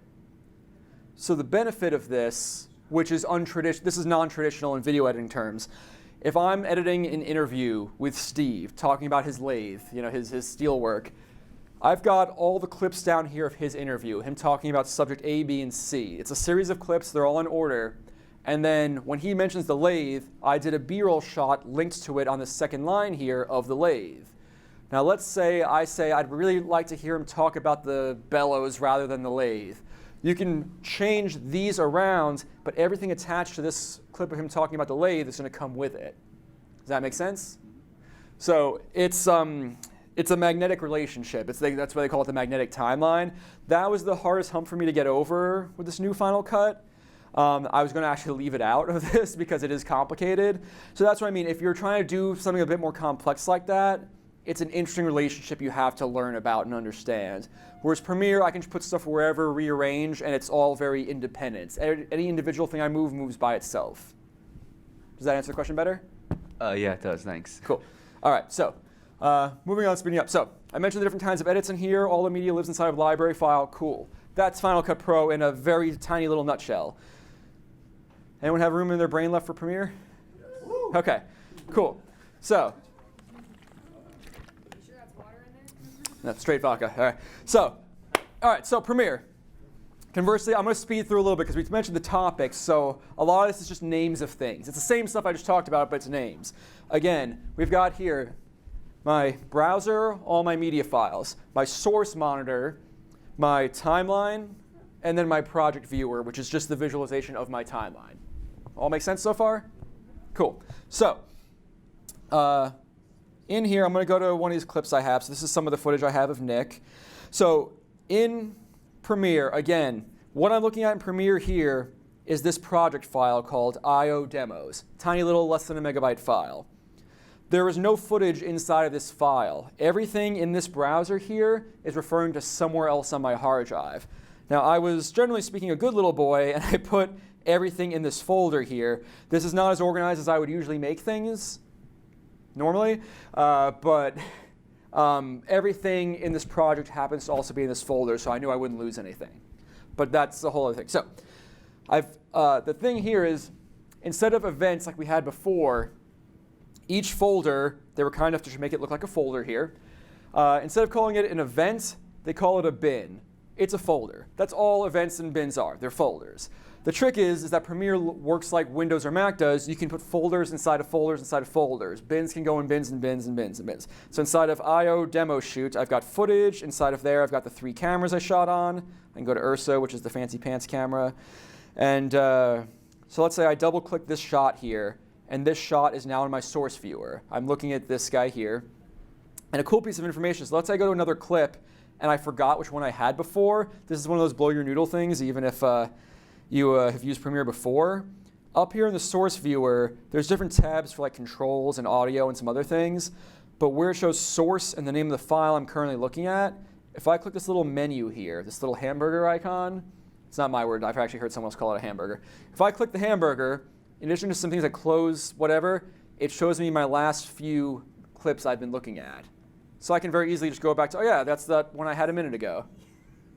So I'm back to this now here. So again, in here, I can come through. So I can, the playhead here, I actually have to click and drag it to move it around. Doesn't that suck? It's so old school. So I have to click and drag it around to move. I can also hit play and pause down here, and there's a little frame by frame button. But similar idea, I'm going to come in here. I'm going to hit I on my keyboard to mark an in point. There's also buttons here for in point and out points. There's a menu that has in and out point. You just figure out the best thing for you. I and O, in and out. Easiest shortcut keys in the world. I can do that. I can hit play, get him say that word, hit out. I've marked a clip. And now all I have to do, just like Final Cut, just click it, drag it, and you see here, whereas in Final Cut, everything kind of suctioned together.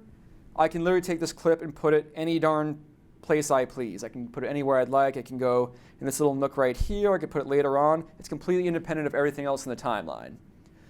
There's modifiers, there's tools, there's function keys you can hold down to change that, but by default, it'll go exactly where you tell it to. So if that's how you prefer to work, Premiere might be better for you than Final Cut. Cool? So the one other big difference in the sort of nomenclature here is that in Premiere, the timeline is called a sequence. just a sequence of clips. That's your timeline. Again, I call it timeline because everyone else gives it different names. The same thing, a project, sequence. This is what it is in Premiere. It's called a sequence. I even went in here and I made a folder. Unlike in Final Cut, I was smart enough to make a folder here, a bin called sequences. And all my sequences are right there. Easy to find. And again, there's a search bar right here. I can search for things if I've been good enough to name them. So that's that there. The one category I skipped over because we're running behind is some of the stuff on keywords, favoriting, metadata. That's all the stuff I mentioned before about labeling your clips and everything. There's better ways to do that, but I'll see what time we have at the end to get a little bit more in depth because that can go kind of deep. So again, scrubbing through with the playhead, you got to click and drag, no big deal. The timeline is traditional, things go wherever you want. And if you want to do different kinds of edits here, so I'm going to go through, and let's say I want to insert a clip between these two shots here. I'm going to put my playhead right between these guys. There's a little shortcut I'll show you in a minute for that. So my playhead is right between these two clips here. I've got my source already marked with my in and out point. I showed some function keys before. Period. I can't remember which one's which now. Some expert, right? I believe.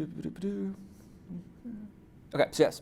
Comma on the keyboard does an insert edit. So I've selected up here my in and out. I'm going to zoom in here just so you can see it. If I hit comma, you see everything else slid over to make room for that clip. That's my insert edit. I'm going to undo that. If I were to hit period, which is the overwrite edit, nothing moved and I deleted part of the clip where this just went. Now before you mentioned what happens if you have stuff on different tracks, what if I was editing this clip in, and again, like I said, it's Brian talking about his lathe. I want to do the picture of the lathe on top of it. But I don't want to lose the piece I had before. I'm stuck on lathes. I don't know why. These toggles here, these lit up tracks in Premiere, and there's several of them labeled. There's this kind of double line here. Everything above it is video. Everything below it is audio. Most clips you see will have video and audio linked up, if that makes sense. So if I want to put something on this secondary track and not touch what's underneath it, I can take this little guy here that says V1 and I can drag it up to this other track. And now when I come back to my source guy up here and hit that same period key to do an overwrite edit, it puts it in, but now we didn't delete what we had before. So this is a great way to add B-roll into a shot you're doing, or those cutaways. Even if you have someone talking and you want to show the reaction the other person has to what they're saying, same thing. It's just another version of a cutaway, it's called. So that's trick there. So again, it's like that old tape deck thing. We're marking the source in and out. We're marking the destination where we want it to go, not only in time, but on which track. And then we have those function keys, or there's buttons or other things. You want to see one other really cool thing? Yeah. Okay, so I'm gonna combine the drag and drop with that other kind of edit. I'm going to click from up here on my video window. Instead of dragging down to the timeline, watch what happens when I drag this to the program viewer on the right. All those different kinds of edits that I just mentioned are right here. I have an insert edit.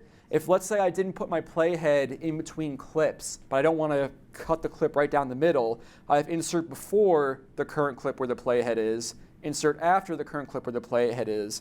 I have replace the clip that's currently highlighted, overwrite, and I even have one that says overlay, which will automatically just put it on the next track up. Pretty cool? Final Cut used to do that too. Then it went away. So, really cool trick there. So if you don't know the function keys, that's another great way to do it. You can also find anything in a menu. I don't know if Windows does this nowadays, but another thing I love here is that if you don't remember what something is or function key, if you go to the help menu, there's this little search box here. I just typed over. It found overwrite. It'll show me what menu it's in and the function key that does that. So I don't know if PCs do this these days, but on Mac at least, this is the easiest way to remember a keyboard shortcut or find an option you forgot where it was. So, is that cool? Cool. All right, so that's pretty much everything I want to say with these differences between the two programs for now. The next thing I have here, we're going to finally move to a new slide. Woo!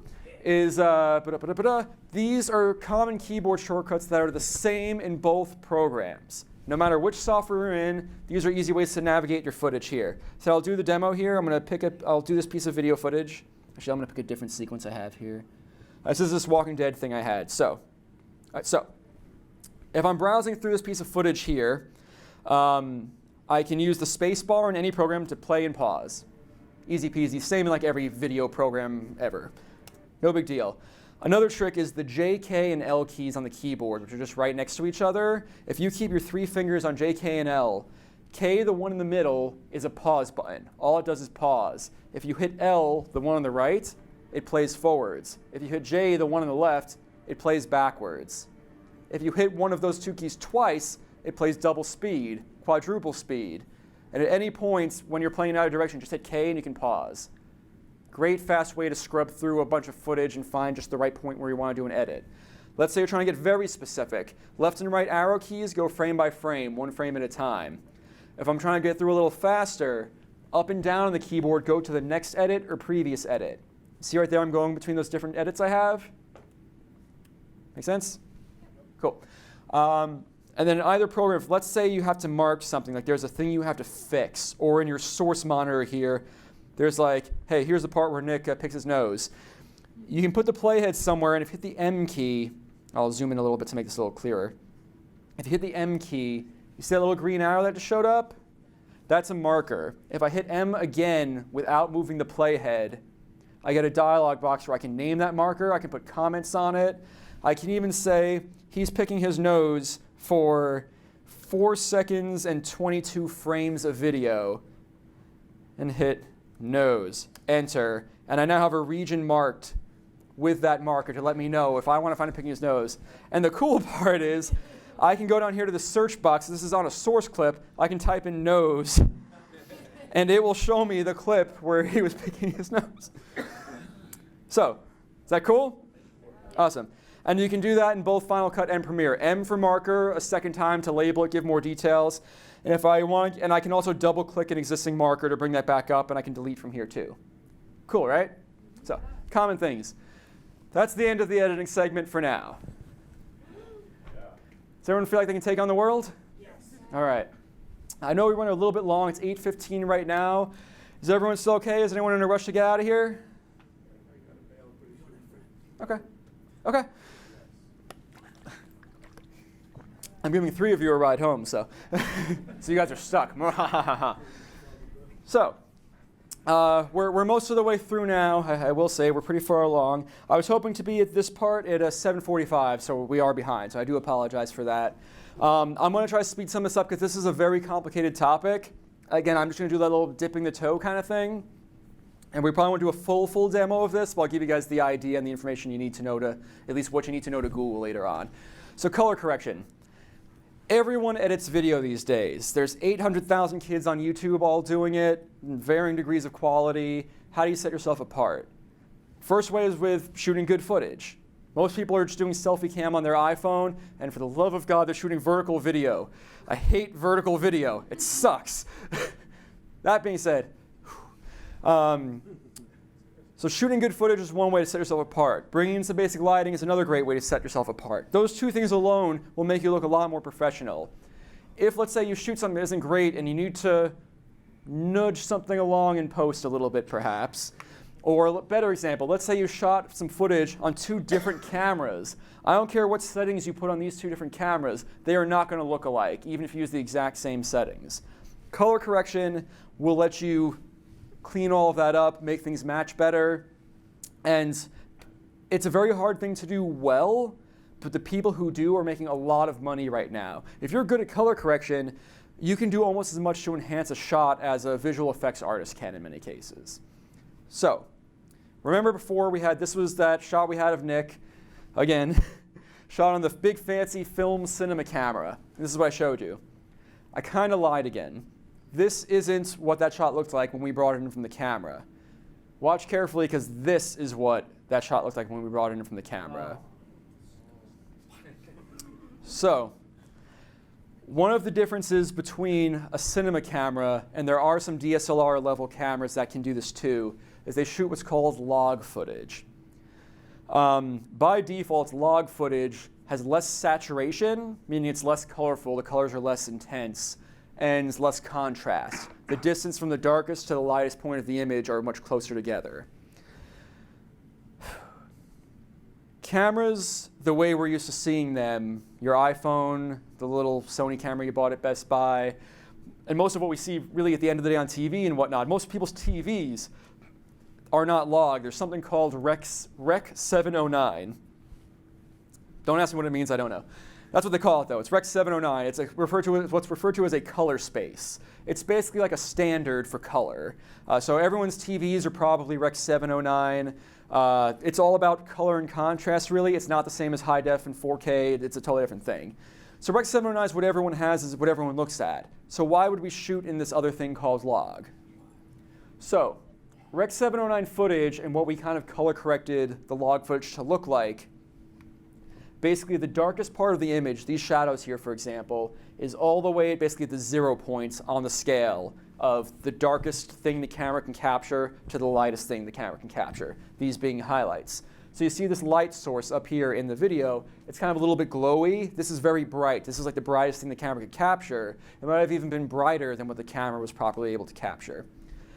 The trick of color correction and why log is beneficial is that if you're correcting color, if you want to brighten the shadows or dim the highlights, the further you move any point on this graph from its original location, the more data is lost. So the more you screw with color when you're color correcting, the more grain you're going to get in the video. You might get signal degradation. It's going to get fuzzy, and it's not going to look good. So if I shoot something way too dark, remember that shot before where I showed the bad ISO, where it was all like we lost a whole bunch of data and it was all kind of flecky and weird? The same thing would happen if you shot a shot that was too dark and tried to brighten it in post too much. So log footage, instead of shooting on a straight line like this, darkest to lightest, shoots on a logarithmic curve. And there it is. So the darkest thing this camera captured might have only been at about 20 on the scale. The lightest thing might have only been at about an 80 on the scale. It could be higher or lower. That's just how I recorded it because I used good exposure. I got it right in the middle of the scale here. And you'll notice that where this curve is, the reason for that is because it's much easier to darken something that's bright than it is to brighten something that's dark. So the reason for this curve is this is actually putting more effort, more data collection into the darker parts of the image than it is the lighter parts of the image. That way, if you do want to brighten it up, you've got more ones and zeros to work with if you're brightening everything up. Does that make sense? So the log footage in general, because it's a better camera, it's collecting a lot more information. It'll be a much larger file size, but you get a lot more wiggle room with what you can do in color correction. So the question is, how do we measure this? How do we view this? We do this with a series of scopes. So this is the original log footage here, and this is from Premiere. Final Cut has similar scopes that will dictate how I read this image here. Okay, you guys remember in The Matrix when they said if you stare at it long enough, you can kind of actually like read the code, you can see it? It's like blonde, brunette, redhead, that whole thing. All right, so this is the same kind of thing in a weird way. So for log footage, these are my scopes here. I've got 3 scopes up on screen. We've got a histogram, an RGB parade, and our vector scope. So the histogram is probably the most important one. A lot of cameras now actually have a histogram built in. You won't have the numbers necessarily, but you'll still get the general kind of chart, which is very helpful when you're shooting to know that you're exposing something well. So as I said in that little easy graph before, the darkest things that this log camera recorded are about 20% on this scale. The brightest things here, for the most part, came into only around 70. But you see right here, this little outlier? This is that light source in the background. This is that really bright element that, strictly speaking, you see how up here, it's so high up that it's actually getting cut off at 100. This is called clipping. This basically means that if, let's say, in that light, let's say you shoot a picture of a traditional light bulb and you really want to see the filaments in the light. To do so, you'd have to drop the exposure way down when you're recording for that to show up on camera. If you get a shot of a light bulb and all you see is a big white orb, that means that all the detail at that brightness level is clipped out and that data is lost. There's no amount of work you could do in post to drop that down that will let you see that filament at that point. Does that make sense? Yeah, you could Photoshop in a filament. That's one of those fix it in post things. I'm like, okay. And I've done it, but in so many terms. So this is what we have here. So that's the histogram. The RGB parade. Can anyone tell me what RGB is? Cool.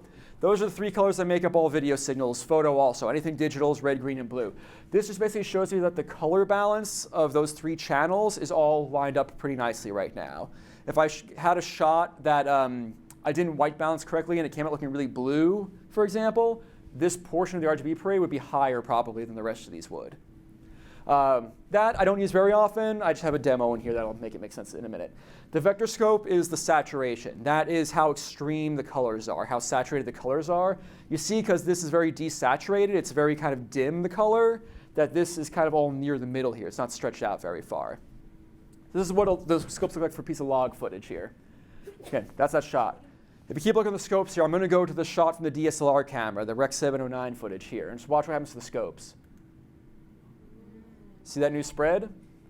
So for one thing, you see here, this is actually something from that camera that I didn't color correct. So you see how his face is actually kind of red here? So I didn't have some settings right on the camera when I recorded this. I fixed it in post for the earlier screenshot. But you can see here on this RGB parade that the reds are actually more extreme because my red balance was out of whack on that camera when I recorded it. So the histogram here comparatively, without any color correction, the darkest parts actually aren't quite bottomed out. It's still within our range here, so we should still have some shadow detail if I wanted to bring it up a little bit. The light is still clipping out, but everything's more extreme. We've gone from almost 0 up to 90% just for the general elements in the image here. And again, if I want this to not be quite as contrasty, because if I go back to it, that is a very contrasty shot, I'm going to be a little bit limited with how much I can squish this down or move it around with this piece of footage here. Again, we see this is out of balance here, and also the vector scope is spread out a lot more because the saturation is much higher. And you can actually see here also where the reds are kind of peeking out a little bit too high. So that's the vector scope. So log, Rec 709. Log, Rec 709. So we go back to log here. This is going to be the color-corrected log. This is our happy medium. So I'll go back a second here. This transition. So we've spread this all out a bit here.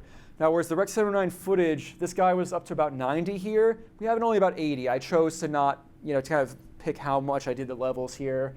I brought things almost down to 0, so I have some nice crisp shadows, get some nice contrast and everything.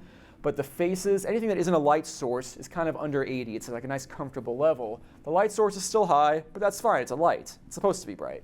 Makes sense. The vector scope is, again, it's a little higher here. We have some peaks in the red, but that's because there's some bright orange chairs in the background. And you'll see that here in a sec. Again, these little guys, there's more behind where this is, but that's what some of that is there. But this is a much better balanced shot, relatively speaking. Did you have a question? For the vector, is the little hexagon the extreme? So you have the light for the other, like the histogram. Then you also have the little hexagon in the vectogram. What is that? I believe that is the general kind of recommended level for things. Off the top of my head, I don't recall exactly how they consider it, because aside from Rec 709, there's also something called Rec 2020, there's log, there's a bunch of different color spaces, and this hexagon changes depending on which one you're using. That's super advanced stuff. I'm pretty good at color correction, but I've just been kind of figuring it out over the last couple of years, so I don't know exactly how they measure that. That would be something to Google, and unfortunately, I don't have that answer. But I believe, generally speaking, that's your recommended area to try to stay in. I also like things that are really saturated, though. I like crisp, bright colors. So back to this guy here. The one thing I want to show is a quick demo of how to read a histogram, since that's kind of the most important one. Hot mic, hot mic. Is it just me, or is this mic hot? So here's a very silly clip of Nick being in an elevator. So this is one of those happy little accidents here. I didn't mean to use this clip. I didn't tell him to do this or mean to get this for this demo, but it actually works pretty perfectly. Hello? Hi. Anyway, so Premiere is kind enough, instead of having to go to Window and change around which tabs I'm working with, Premiere has these buttons up top here that pick kind of what work mode you're in. So there's editing is the one you live in most of the time. There's actually a learning one with a bunch of built-in tutorials here, which is nice. I'm going to go to the one for color here. When I click it, watch how the windows change. So this basically automatically, while leaving me where I was in my timeline, just brought me into my scopes. I've got color controls on the side here. It's all like all the info I need to do some color correction. What I really want to show you is I'm going to go back and forth through this clip. I'm going to first have you just watch this clip to see what happens. So he dips in and out vertically, and there's people in the background walking horizontally through the frame, right? So, sorry about that. So as this happens here, I'm going to go through this frame by frame kind of slowly, and I want you to watch the histogram and see what that does. And this happens even if I play or rewind it, it all happens kind of live. So do you see here, I'm going backwards now. You see those little things moving across the screen on the histogram? What do you think those are? Background people. Those are the people walking around in the background there. You'll notice that even if he goes up and down though, where he's about right here. This is probably his shirt would be my guess. You notice how nothing's really moving there even when he goes vertically in and out? The histogram basically has the x-axis that the video does, but it replaces the y-axis with the luminance or brightness values. So things moving across your screen will actually show up visually in a pretty clear, easy to read way here. Vertical movement doesn't really read, but by using that, by putting that all together, you can actually look at a clip and move through it a little bit and find, let's say I had some really bright here. In this shot, there are three lights in the background. Those are my highlights. This is how you read a histogram and find your problem areas. This is how you know which pieces on that scale you might need to brighten or darken when you color correct. Does that make sense for folks? Okay, so you can color correct stuff by eye. That is possible. But my laptop, this TV, your TV at home, your cell phone, whatever you have, are all going to look a little different. What's white on my computer monitor might be a little bluish looking to someone else when they watch it on whatever they're watching on. The scopes basically let you look at things in a way that ensures you're using the right color, the right exposure. That's how you know it's going to look generally good for everybody. So we're coming near the end here. I don't have much more after this, but I do want to show you a quick color correction on this shot here, just so you can see kind of what goes into it. I'm going to go kind of fast. You don't have to exactly follow along, but I want to kind of just give you an idea of what's involved here. So for one thing, I know that you see the colors a little bit off on this shot here.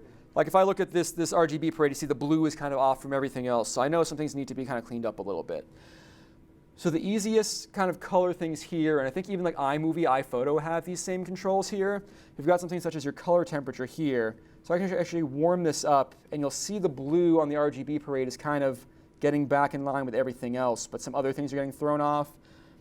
I'm going to visualize and say that his face at least looks a little bit better at this level, even though the lights in the background are a little yellowy.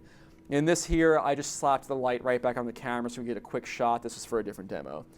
So I've warmed up the shot a little bit. I think his face looks okay here. I also looked a little bit green before, so I'm going to change the tint from green a little bit more towards the magenta. And now I'm going to look at my histogram, and I'm going to make this look more like Rec 709. I'm going to spread this out. There are some controls here for highlights and shadows. I'm going to jump down to this other tab called Color Wheels and Match. Fancy, crazy colors. There's one slider here for shadows. I'm going to bring that down until on my histogram, some of the darker elements get down to around that 10 on that level. I'm going to take my highlights. I'm going to drag them up till a bunch of the highlights come a little bit closer to, I'm going to say like 70 or 80%. I usually do this on a much bigger monitor.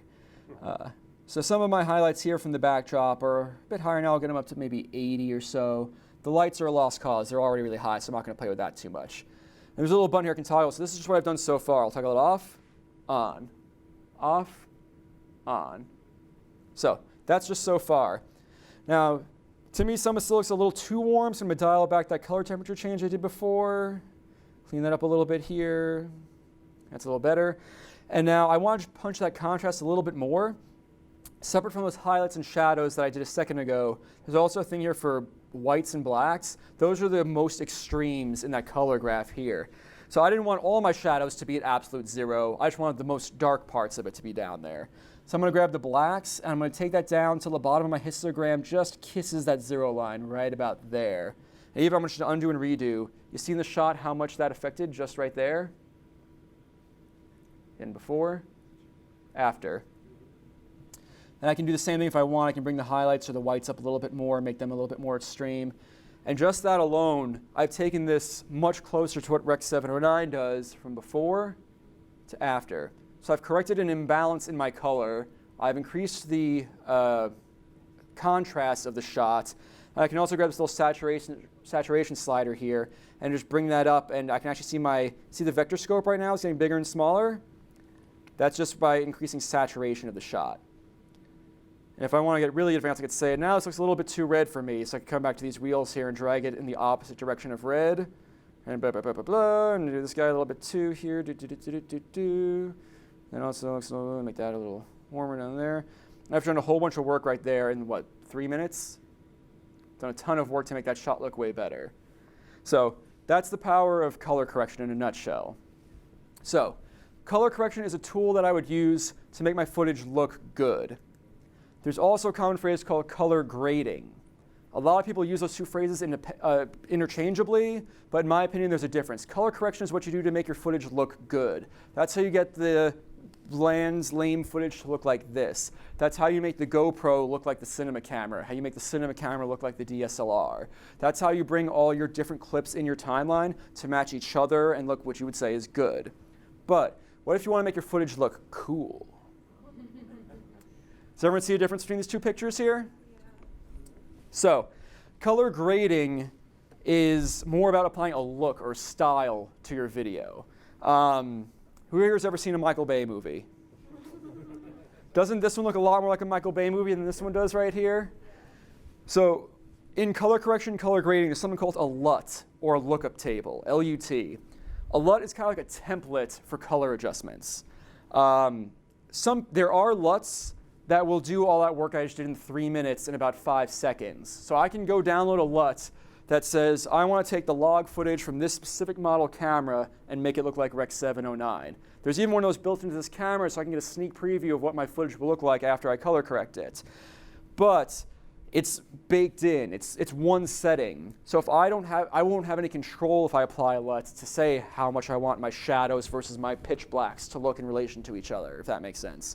I usually recommend doing color correction manually, similar to how I just did. But color grading is an awesome time to use a LUT. Because there's a LUT, I can basically edit 12 shots together in a sequence, in a timeline, and apply one LUT over the whole thing that will give it a color style like this. This is a very common color style in Hollywood right now, where they basically take the highlights, the brighter parts of the picture, and they tint them orange a little bit, like a warm amber. They take the shadowy parts and they tint them a cool blue color. The blue and amber colors are kind of opposite each other on a color wheel, which makes them contrasting but also visually complementary colors. It's something generally considered to be aesthetically pleasing. It's a very common style people do for cool shots in shows. I think a lot of CSI shows do variations on that and stuff. Yes? If you were using your way, testing. If you did it your way and you did it manually, can you save that as a preset to apply to all your clips after? You can. That is an option. One thing I actually find on the cinema camera here, relatively speaking, we have some cheap lenses on this. They're not cheap, but relatively, a really nice cinema lens could be $50,000 for one lens. This is maybe $800 or so. Still a great lens, but one thing I've noticed with these lenses, for some reason, the reds in people's faces get accentuated when you record. So our former CEO, I can say this, I'm half ginger. He was a ginger. He's very freckly, red-haired and everything. So whenever we got footage of him, all the red in his face really popped, and it's not the most flattering thing to show someone. So I actually designed my own LUT. I did a bunch of this stuff here, and I saved it as a LUT. I made my own template that basically just said whenever I use this camera, it basically I found the rough spot where for most people the red in their face was, like that magenta tone, and I basically toned it down. So they were ever in a shot, that shade of red or magenta that most people get in their faces on those lenses I just stepped it down. I made it less saturated, and I also pushed it from red more towards an orange color. To make people look a little bit more tan, kind of. It smoothed out the tone of their skin. That was something that I just had to trial and error and figure out over time, but I did it enough times in a row with roughly the same settings that I just made my own LUT for it.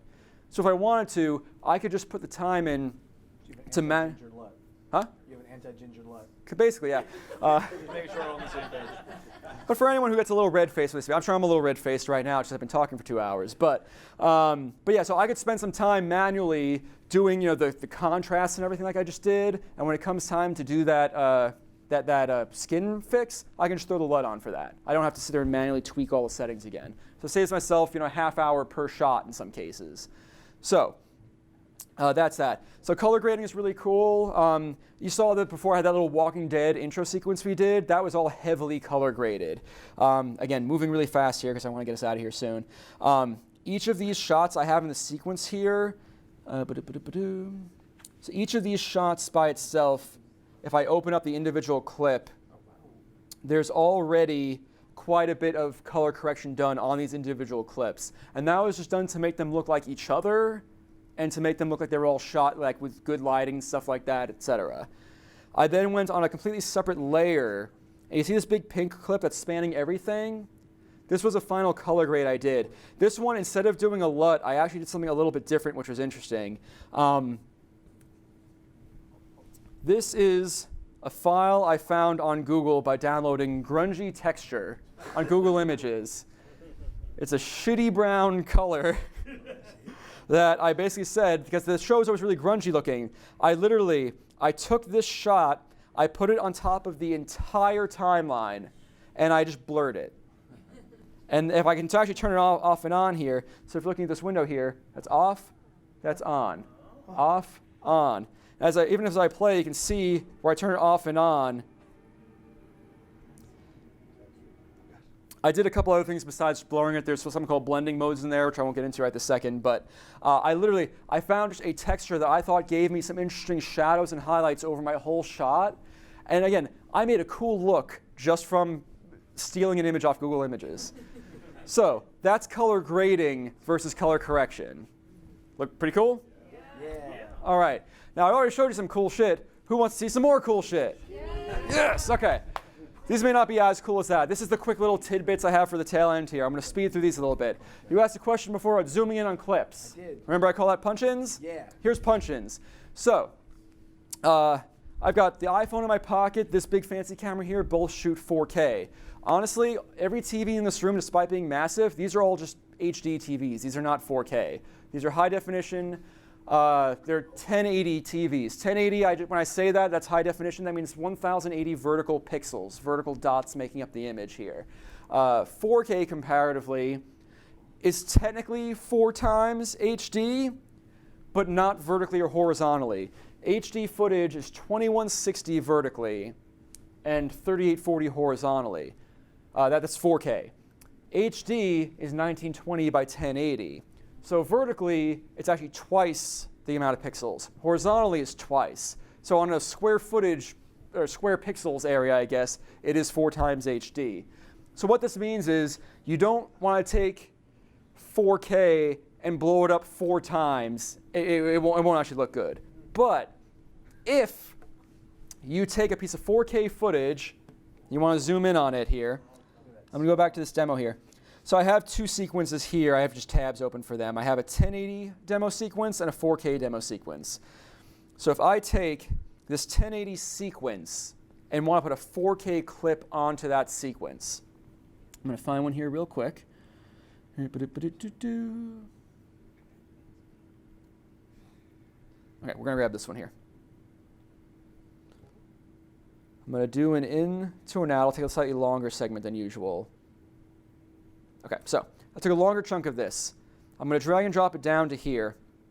If this was the first time I'd done this on a brand new sequence, it would say, hey, these don't match. Do you want to change the settings? In this case, I'd say no. You see it's already kind of zoomed in by default in kind of a crappy manner. So one thing I left out, 1080 TVs. Most people have high-def TVs in their homes still, not 4K. The nerve, I know. Most people's cell phones, even if they can do more than HD, it's this big. So the question is, why would you even shoot in 4K for most audiences, right? The reason is because if I take a 4K clip and put it on a 1080 sequence, I have the ability to zoom in and out on it with a certain amount of comfort. Now, for the moment here, I want to just zoom this out so I have the full frame to work with. Trick in Premiere, hot tip for Premiere. If I right-click, there's a couple ways I could do this. I can go up top here to this effects control tab. Can everyone see that? Okay. I can go here, and at scale, I can just drag this manually back and forth till I get it somewhere I like. Alternatively, I'll undo that. If I right-click the clip in my timeline, there are two buttons here. One that says scale to frame size, one that says set to frame size. This is a matter of opinion, but if you're going to do this, use set, not scale. The reason for that is when I hit set to frame size, it automatically scales this, sets it to fit this, weird names for everything. But I see here in my effects browser, the scale was set to 50. This is what scale my original footage is to fit it here. The reason I want to know that is because I want to know that if I zoom in on this footage, that I'm not going beyond 100% of the original scale. Does that make sense? Because once you do that, your picture gets pixely, it gets granulated. So, set to frame size when you right-click down there will give you the full frame. Now, the trick of this is, why does this matter? Has anyone ever seen a documentary or a news report where someone's talking and all of a sudden they crossfade or they do like a little flash to white? And it's the same shot after. It's still a person talking. Maybe they messed up their line or they stumbled on their words. Someone had to put in a sloppy edit. And you went from the same shot to the same shot. If you do that right up against each other, it's called a jump cut. And it looks like poop. It's amateur-y. Nobody likes it. So we're very mature here at Data. So right here, there's a spot where he's not talking, and all I want to see is him talking. I love when Nick talks. He's so interesting. So I'm going to go to the end of where he was talking. I'm going to do a trick here. My playhead is on the spot. I'm going to hit Command-K to cut it right there. Fun little trick. There's also a razor blade tool you can switch to, and Command-K made a cut in my clip here. And I'm going to go to where he's about to talk again. And I'm going to, right before that, I'm going to do another Command-K to cut it. This little piece here that I don't like, I'm going to hit Delete, and I'm going to drag this one to match up right there. They're right next to each other here, so I've got his two thoughts reassembled. I tell people all the time when I'm recording them, I say, if you mess up what you're saying, start again from the beginning of that same sentence. That's what I ask. Because if I suck, I can do this. I can play this here. You're going to see a jump cut. Actually, he moves so little that it almost doesn't look like one. Let's say he shifted in his chair, though. There'd be a spot where he suddenly goes. It would look bad if that was the case. So a way a lot of news people cover that up is they just kind of do a crossfade or they do a flash of white or something like that. It's like, oh no, it's totally not a jump cut. That doesn't count. Yes, it does. So if you shoot in 4K, but you're going to end on 1080, I can take this other clip now. I can zoom in, let's say, to 80%.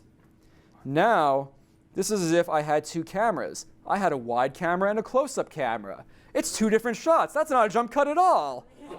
I just covered up the fact that this person flubbed their line, and it looks as if there's just one consistent piece of information being delivered to us here. And I'll drag this back here. I'll do a little play. I did another piece of this a minute ago here. So exciting. Goes from close-up back to wide. We're going to go back to another close-up here in a second. Yeah. This looks like a more professional video, doesn't it? So even though, and I could take clips out of order, I can rearrange things people said. So if you're like me and Scatterbrained and you go out of order to say things, I can edit this video later and make it look like I knew way more what I was talking about. So that's punch-ins. Cool? Yeah. What do you got? What is the Windows command for the cut instead of Command K? It would be Control-K. Control-K. In Premiere, it would be Control-K on Windows. And one other question. So I've always been curious of this. So the scale of the 4K to 1080, I know it's a quarter, but when it zooms down in there, I've always played with it and it's always 50%. Why is that?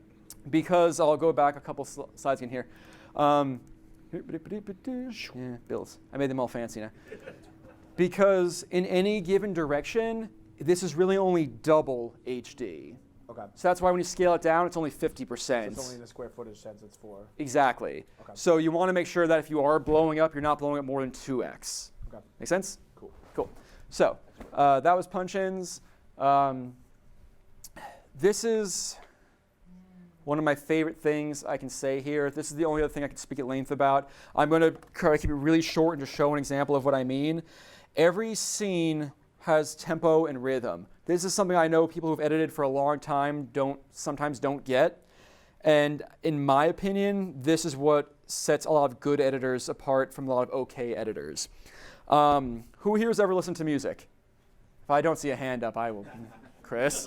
There we go. So, does everyone know what a beat is, what a tempo is in music? It's kind of the speed, it's the beats we go through the song in. So, what I usually give people who I'm teaching this stuff to as an example to like start learning this stuff and get into it is start with a music video. Take a song you like, take any random footage you have laying around. It doesn't need to go together, it doesn't need to match. Just practice cutting to a beat. So this is that Portland video again, this is the long version here. But you'll see as we go through this, the edits, the movement of the camera, everything is happening to the tempo and rhythm of the music.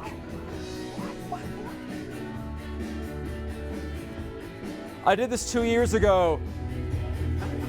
Thanks. He wants to go home. So, I did this 2 years ago. I have learned so much since I made this video, and this is still one of my favorite videos I've ever made. Because everything in the edit lines up so well with the music. So, does the concept seem clear with the music? Yes. So, the kicker is that scenes without music in them have just as much of a tempo or rhythm as ones without. I'm going to find my projects again because I didn't organize this well back then. So this is a short film I made in 2017 for the 48-Hour Film Festival. Got a couple of awards for it here. It was a detective movie we made, and I'm going to show just a short piece of this. But this is a segment here where this lady hired a detective. My brother plays the detective. We beat the crap out of him. It was great. I had a couple movies where I've beaten my brother in them. I wonder if it's like a weird psychological sibling thing. So this one's really quiet on this computer, so you're not going to hear it very well. You don't need to turn it up, Jason. It's fine. But this scene here is this guy just got his ass kicked, and he shows up at this girl's door to say, "What the hell did you get me into?" And what we have is as the scene progresses, he gets more and more pissed off. As he gets more and more pissed off, the cuts jump back and forth faster. And then when she calms him down, things slow back down again. And you'll see this if I let it play for a second here.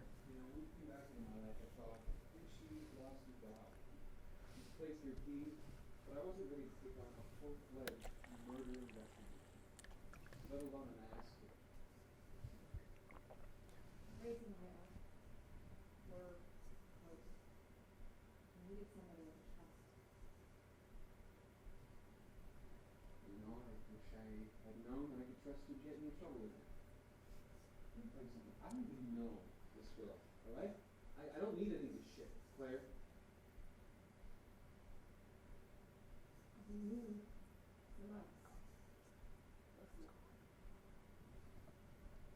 So we just came out of that intense scene. The shots were all closer up. We were cutting back and forth a little bit faster and faster as time went on. Now she calms him down. He sits. We stay on one shot much longer because the mood of the scene has chilled out a little bit here. So that's a more complex example. A simple example, who's ever seen a Saturday Night Fever? You know the beginning is John Travolta walking to the beat of the music? Imagine if you took away the music for a second. It's him walking down the street. You want to know what the best time is to cut to the next shot, the next angle of him walking. Cut. Cut. Do it to the beat of his footsteps. If you're doing a horror scene and someone's running from a monster, they're panting, and you want to know when you're going to cut from the shot of them panting to their point of view as the monster's getting closer, cut on that.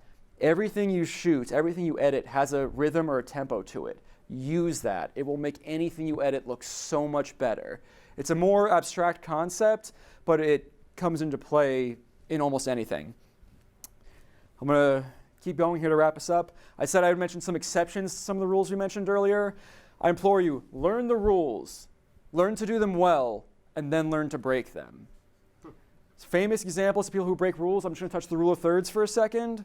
Has anyone seen Mr. Robot? TV show? If you remember the rule of thirds before here, what the hell are they doing? What is this? So on top here, these are two shots from a dialogue scene back and forth between these two characters here.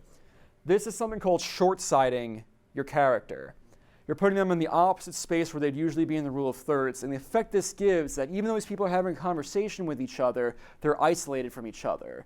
Either they're not being open and honest with each other, or something's kind of between them. Because what these people are looking at isn't maybe what they're thinking about or what they're focused on at the moment. We're seeing more of what's behind them, what's in the back of their mind, than what they're actually engaged with currently. These wide shots. This show is famous for having wide shots where they put a person in the bottom third of the rule of thirds, and you have all this empty frame, and it gives you a feeling of like isolation. It's like lonely almost. It makes the person look small in a big scary world. It's all psychology, and this is all just by design. So they're breaking the rule, but that's a theme of the show. This person is very isolated, very cut off from society. So they're breaking the rule, but they have a reason to do it. They have a very good reason to do it, and it works for what the show is. It makes you uncomfortable while you're watching it on purpose. Who wants to be uncomfortable on purpose, right? Yeah, right. Another example that's very popular, also breaking rule of thirds, is a Wes Anderson. Anyone who's ever seen a Wes Anderson movie? This is from The Life Aquatic. I have two more shots here from the Grand Budapest Hotel, which is, I love this movie. Everything here is very symmetrical, very dead-centered, which generally you don't want to do because it's not interesting. But look how pretty these shots are. The symmetry of this set. This is a model. Very clearly it's a model. No one's pretending it's not a model, but it's a beautifully rendered model. It's perfectly symmetrical. It looks amazing on screen. This shot here, it's a conversation really between these two characters, but just the levels of these three people in relation to each other. Doesn't that still look interesting? So that's kind of the trick here is he's breaking the rule, but he's finding something to replace it with almost. He's finding a different way to create visual interest in the shot. So we're very far over, so that's the last thing I'm going to say for like my little quick hits. Unless anyone has questions, I'll gladly answer a few more questions. I know my wife and my friends who I'm giving a ride to probably want to go home pretty soon, but I'll happily answer a few things. Some next steps from here, if you want to know more, if you want to learn these programs in particular, there's a couple of books they sell for maybe $40 or $50. This is one for Premiere. It's an older version, but it's Classroom in a Book for Adobe Premiere CC. This is one of the actual certification textbooks. You can buy this at most stores. They sell it on Amazon. The beautiful thing of this, it comes with footage. If you don't, no one has disc players in their computers anymore, so you can download the footage. That is possible. And they make an ebook of this also. This is basically lesson-based, and it's not like, here's what this first button does. Here's what the next button down does. It's, first of all, how do you organize your footage? The next thing is how you assemble a basic edit. Here's the different types of edits you can do. Then it'll jump into maybe how you adjust volume levels on something. It's organized in a way that makes sense for things you would do as an editor. So these are a very good resource here. I took a course, even after I'd been using Premiere for many years, I took a course before I did the certification exam to kind of get me up to speed on things I might have missed since I was self-teaching. I probably would have been better just going through this book, honestly, because there were things that we never touched in that class that were all over the exam. I went through after, they were all in this book. So these are a good resource. They make these for Final Cut Pro also. Those are a great recommendation. If you want something free, YouTube has tons of material on how to be a better filmmaker. If you go on YouTube and search Rocket Jump Film School, this was started by a guy called Freddie Wong who did a bunch of like funny internet shorts, a lot of viral videos. He has his people did a whole bunch of like, hey, here's how we did this specific thing, or here's just some general good tips on shooting and lighting, etc. Film Riot is another good one. They're very funny with the way they present everything. They'll shoot some dramatic scenes or some action scenes. They'll talk about how they shot it, how they lit it, give you some good tips. Aperture's a lighting company. A lot of their stuff is self-promoting for their things that they sell, but they do some great 4-minute film school things where they say, in 4 minutes, here's 3 ways to light a romantic scene, for example. And they'll show you using their lights, but you can take those principles and use it with whatever you have. Cinefix is less practical, more conceptual study of film. They'll do what they call video essays. There's also Lessons from the Screenplay is good. There's one thing called Just Right that also does video essays. They pick a movie or a series of movies and they talk about elements that make them great.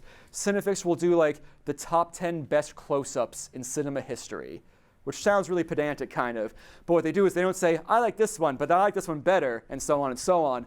They say for each one a category of why it's a good close-up. And they'll tell you other examples of that same context of good close-ups that fit that category. And just these alone, I've just enriched my cinematography skills so much just by watching these, and they're all free.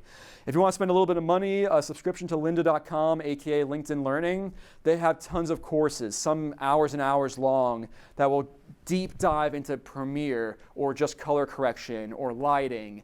Those are all fantastic. I don't remember what a subscription costs, but they have trials and stuff on the website. Those are all fantastic. NAB is an event that is held twice a year. I've gone 4 years in a row to this. It's the National Association of Broadcasters Conference. There's a week-long one in Vegas every year, and there's a 3-day one in New York every year. And part of NAB is something called Post-Production World. It's either a week or 3 days of just intense classes all day. I've gone for a week in Vegas and taken like 18 classes in a week. One might be editing with Final Cut, one might be editing with Premiere, one might be compositing 3D graphics, one could be drone photography. They cover pretty much anything you'd want to know in pre-production, production, or post-production. Those are fantastic. It's pricey. A week of post-production world might be like $1,000, but you will learn so much in that week, and if you're trying to get a lot of concepts really quick, it's an awesome way to do that. And if you want more of a trial by fire methodology, every year there's a thing called the 48-hour film project. I mentioned it a couple times already. It's you meet with a bunch of people on a Friday. You get a team together. You go to a place on Friday. They say, you need to make a movie, a short film that has this, this, and this in it. You've got 2 days. You have to write, shoot, and edit, and then deliver a 4 to 7 minute short film in those 2 days. And there's a competition. I think last time I did it, I got like 8 nominations and 2 awards or something like that. It was that detective movie I showed. Excuse me. And yeah, it's a great trial by fire. Most teams need PAs, production assistants, people to just help run stuff around, go grab something, move it around. And being a PA is a great way to learn a little bit of everything, because you just get to see what everybody's doing and help them out. And you get to touch a little bit of all parts of the production. It's a great way to learn what part of production you might like best. So that's an awesome way to do things there. We'll do a quick Q&A if anyone still has any miscellaneous questions. There's my contact info. I suck at doing websites, so my website is totally out of date. Everything I showed you tonight is way better than anything on my website. I keep some more updated stuff if you go to Happenstance Productions on Facebook. I have my email address there, and I have business cards if anyone wants on the way out. I did printouts of that exposure chart, because that's a little tricky to remember all that, and I want to make sure if people want it, they have easy access. Any questions? Is everyone alive still? Yes. Did I put anyone to sleep? No. Okay. Sort of a philosophical one. Can we get that box for him, sir? Sorry. I'll run it over here. There we go. Thank you. Adam, I enjoyed the presentation very much. Thank you. I have quite a background in still photography, but nothing in video. It was interesting to see the overlap. A lot of the stuff you showed, especially that Portland thing, I mean, the editing was very dramatic. It was in your face. It wasn't anything like what you would see if you were there and you just looked out. A lot of video and movies that I see, I just feel like it's just feeding stuff in through my retinas, trying to be like what I would see if I was just gazing on the scene. The editing is transparent. Do you sort of have 2 modes, or do editors and producers and shooters in general have 2 modes that they work in? One where they're just trying to get stuff into people's visual cortex in kind of a transparent way, and another one where it's more in your face and the editing is part of the performance? Sure. So my assignment for that project was I had 90 seconds or less to pump people up for an announcement that we were opening an office or acquiring an office in Portland, Oregon. So I had a very short amount of time, and the idea was to get people excited about Portland. So that's why I picked a faster paced song. I edited more quickly. It was kind of like, here's Portland. Like you're right, it was in your face. That was kind of the idea for that one. The music I chose, I actually picked like an indie rock band who's from Portland. Like I did research, and everyone's always like, oh yeah, there's cool music in Portland. So I looked up bands from Portland. I found a song that I thought was peppy, was upbeat. And I made that for the video. I shortened it from like 3.5 minutes to 1.5 minutes. And I did that on the flight to Portland. So I was editing the music on the flight there, got there, shot for 2 days, stayed up all night editing, and had it ready for the next morning. But yeah, so that project specifically was supposed to be like a sizzle reel to get people excited. If on the other hand, if I was doing more a documentary on Portland, maybe I'd have some interviews, people talking about the city of Portland, I'd use those same shots, I'd just edit them a lot more slowly. So it's kind of the context of what the assignment is, what you're going for that specific production. And that just happened to be a fast-paced thing. Thank you. Okay. Anyone else? Oh, I was supposed to ask you gels. Gels, yes. All right. So gels are basically heat-resistant pieces of colored plastic. This is a Roscoe kit. Roscoe is a brand that makes a lot of these. This kit here comes with like 15 different colored gels. Some of them, so let's say you get a work light from Home Depot. You want to use it as a film light, but you think it looks a little bit too green. If you look at a color wheel, you find whatever's the opposite of green. I believe purple, orange. Yeah, orange. So if your light's a little too green, you take an orange gel, you put it in front of that light, in between your light and the person here. And these are all, they're generally heat resistant. You want to make sure, like if you're looking at like cheap ones, for example, that they can be used with more traditional lights if you're going to put it on a work light, because those are going to get hot. If you're doing LED lights, everything I have here is LED. Cheap gels doesn't really matter here. But you see sort of how thin these are here. But this amount alone might be enough to counter the green in your light to make it look better on camera. You could tape it, you can use clamps. Some lights will have gel holders, like a little square frame that you just cut out a little square piece of this and slide right in. Wire framed over. Yeah, so you could basically take, again, they get hot, so you have to be a little careful. You could either use, a common thing is people use clothespins. There's a guy who teaches cinematic lighting. He calls his company the C47. C47 is the patent number for clothespins because they're that common of a lighting tool that you just use something like that, something that's not going to burn on a hot light, basically. There's also spring clamps, just cheap metal spring clamps. They sell them at Home Depot. They're just all metal. You just squeeze it, it has a spring in it, you let go and it clamps down. You could use those on a light like that. They're not going to get too hot either. So there's a few ways to do it. Duct tape, you'll melt the glue in, it'll get gross and it'll smell weird. You might not want to do that. But clamps are a good way to do it. There's also gaffer's tape. Gaffer's tape is life. It is, if you ever worked in theater or video, gaff tape it's like duct tape's more badass older brother. It's just this thick, instead of plastic-based tape, it's fabric-based, it's heat-resistant, and if you leave it on the floor long enough, it'll become part of the floor. I actually have some of it taping down wires right here. It's very strong. You could stick it to dusty carpet. It'll still stick. Gaff tape could be used to affix something like that. The clamps is another way to do it. You can get a bag of cheap clamps for less than $20 at Home Depot. If you get the metal ones, they're not going to have a problem, most likely. Roscoe is a good brand name to look at for gels. I don't know what they are price-wise. That was like a sampler pack that I just found pretty easily. If you know you always need the same color gel and you're worried you're going to lose or tear it or something, you can just buy a roll of one color. So a sample pack might be a good starting point. Find what balances best with the light you have. And then from there, if you need more of it, just get a roll of that one thing. And they're standardized colors. So they'll be like CTO, CTB, like number 4, number 12. You can just buy a roll of number 12 if that's what you need. That about it? All right. If it was a little earlier, I'd play some more videos, but I'm sure everyone wants to get out of here. So thank you all very much for coming. I hope you all learned something. Yeah. And have a good night.